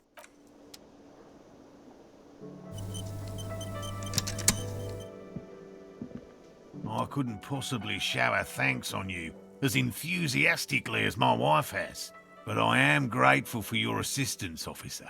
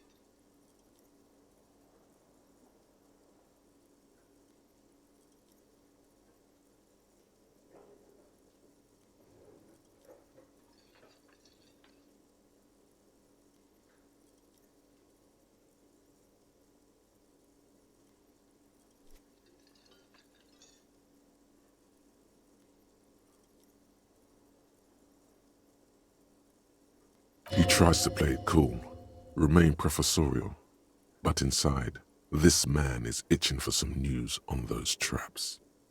Good. Okay. And?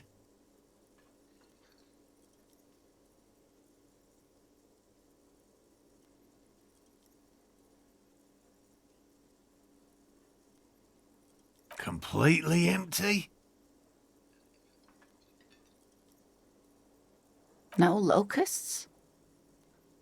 No phasmid either? That's not ideal, but... I definitely left that one stocked. Right from the campsite? Just means the Insulindian phasmid is even more clever than we thought. Of course, more clever. You're dealing with a subject near and dear to their hearts. It might behove you to tread lightly. Yes, the Phantasmadeia picked off the locusts and escaped. This is good news, though we'll have to reconsider the design of the traps, make them more secure. Another trip to the reeds.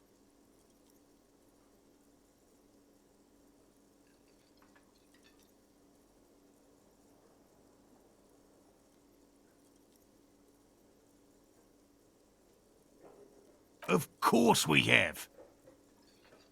Wait, Morel. He may have a point. We have an obligation to rule out other hypotheses. You're right, dear. It's a fair point. But what other explanation could there be? Pardon me.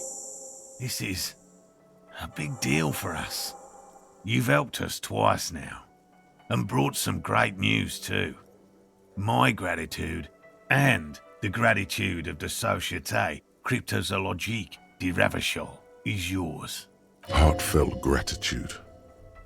But does it feel like closure? What really happened? Thank you, it's an honor. We should probably return to our main investigation here. This has been refreshing, but... Helping cryptozoologists isn't really a priority for our organization, is it? The lieutenant looks out the window, impatiently. Damn it, Lieutenant. Have you no intellectual curiosity?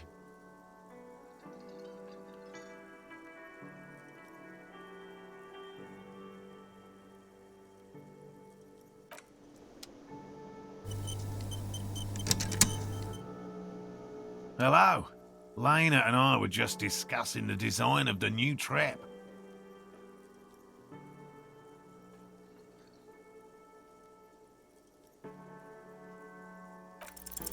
Consider the way the empty trap was disturbed, as though shaken. Most likely the hands of a young person. Hands small enough to fit inside the trap, too. You should ask the red-headed boy, Kuno. A little hooligan. But what would a child want with bugs? Oh, my dear Morel. You've been an old man for too long. Kids love to torment insects almost as much as they love to torment old folks. Delinquents, my favorite. Oh, you've been such a dear to us. Please, let us know whatever you turn up. I have a feeling we're getting so close. Well, I see you've got all the help you need. I'll see you tonight at my place. Let's play suzerainty, but no more field trips for me. This is a slippery one. He may respect the law, but mostly wants to pass under the radar. You won't get a chance to talk after you walk out of here. He hasn't been particularly forthcoming before. He may well still be hiding something. After he's left, it's too late. Really, Gary? We're getting somewhere here. I'd love to play suzerainty, but... Lena, I'm sorry, but you're not getting anywhere. It was some kids. I know the little mutants around here. Leave anything out in the open and they'll steal it, even if it's bugs. Morel, it's been fun, really, but I need a bath and I have deliveries to handle. When this tea is done, I gotta run. No need to apologize, Geary. You'd be more than helpful. We'll have to take a rain check on that game of suzerainty today, though. We're gonna follow this through.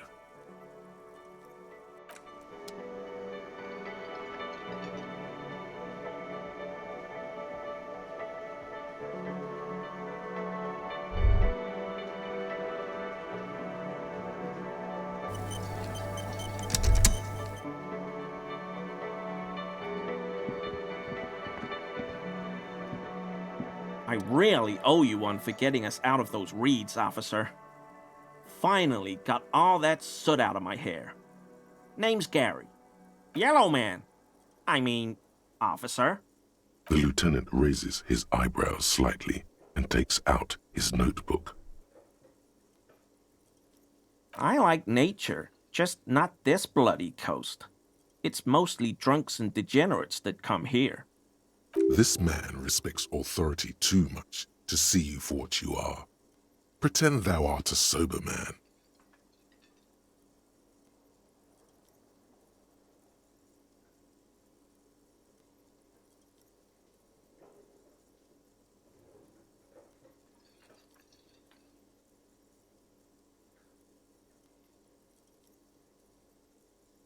Oh, I've been tempted. But someone has to stay strong for Revacall. Serious question time. This man is no innocent. No one is. Oh, so that's what the RCM in Martinez is about. Great. Great to hear someone's finally taking care of that. So you do know something about it? No. Nothing. He was some kind of mercenary. But everyone here knows that. I'm just glad to hear you're looking into it. That's all. He didn't kill him or anything, but there's something going on here.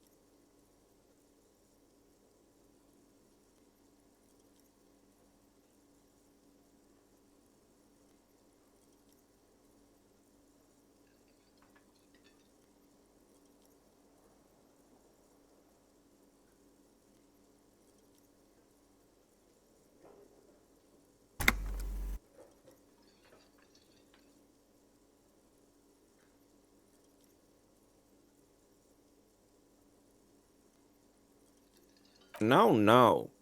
I help Morel with research sometimes, and I've learned some things along the way. But I don't usually go in for picnics like this on my own. After all this time with Morel, he must have an opinion on cryptids. This could lead to a good one.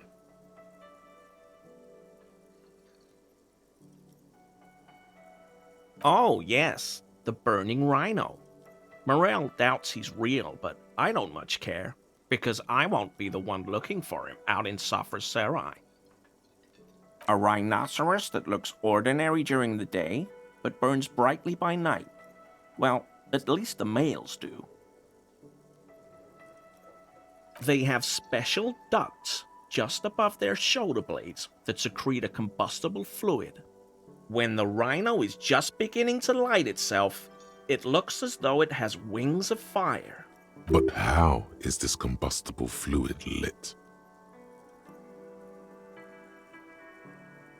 The rhino starts running very fast to build heat, then stops, raises its head, and sparks fly from its neck, setting its back ablaze.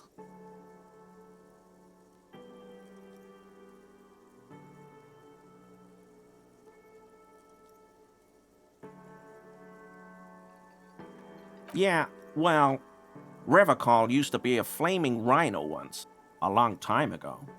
That seems unlikely too, doesn't it? The flames are not just for decoration. They are an integral part of the beast's mating behavior.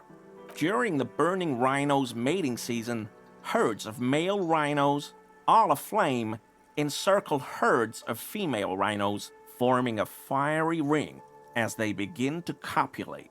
Loudly. Local peasants call it the passion ring. They fear the rhinos, as perhaps they should. Anyway. The lieutenant sighs without looking up from his notes. It's clear the burning rhino is dear to him on many levels, some even spiritual. Not many Sealites here, or anywhere, other than Seol. I meant no offense, truly.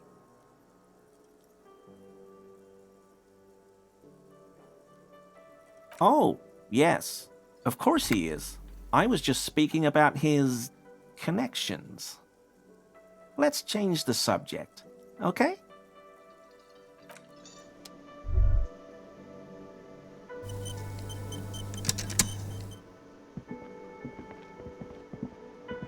The stage is all set up for your performance. Feels silent. You can hear the pellets creak under your feet. So, are you ready for your thing now? Let me know when I should turn on the karaoke carousel. I can see that.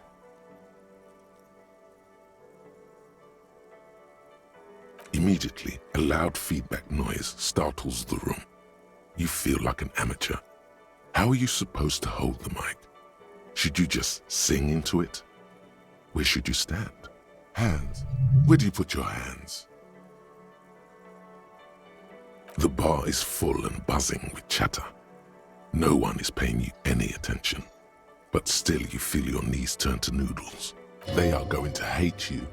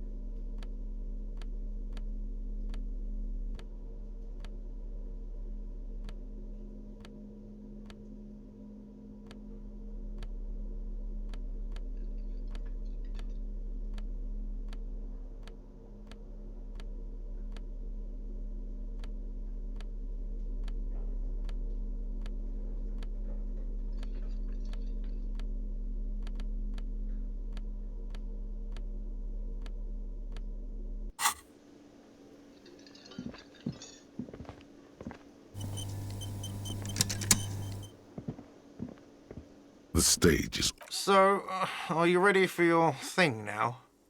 Let me know when I should turn... I can see that.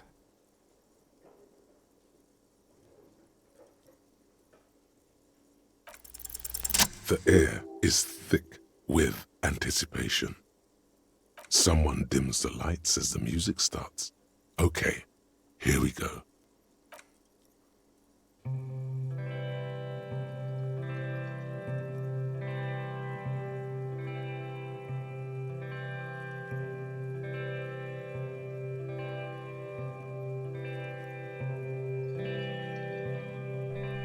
I would often go there,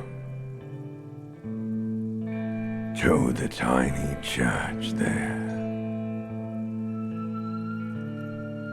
the smallest church in Saint-San, though it once was larger. How the realm may rest there, down through the mist there, toward the Seven Sisters, toward those pale cliffs there. I would often stay there,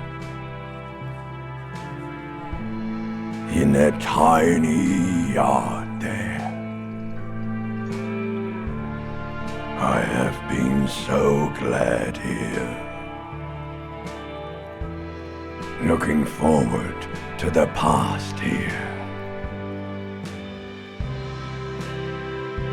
But now, you are all alone. None of this matters.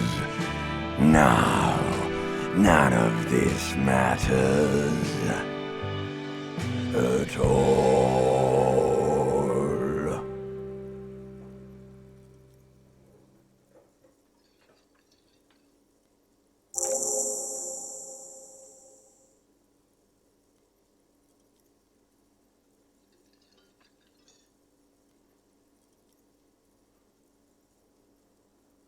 A lazy applause fills the room. You feel your hands shake as awareness of your body returns to you. There is silence now in the deep where the voice came from. It has receded to return only in dreams and nightmares. This guy really carried you.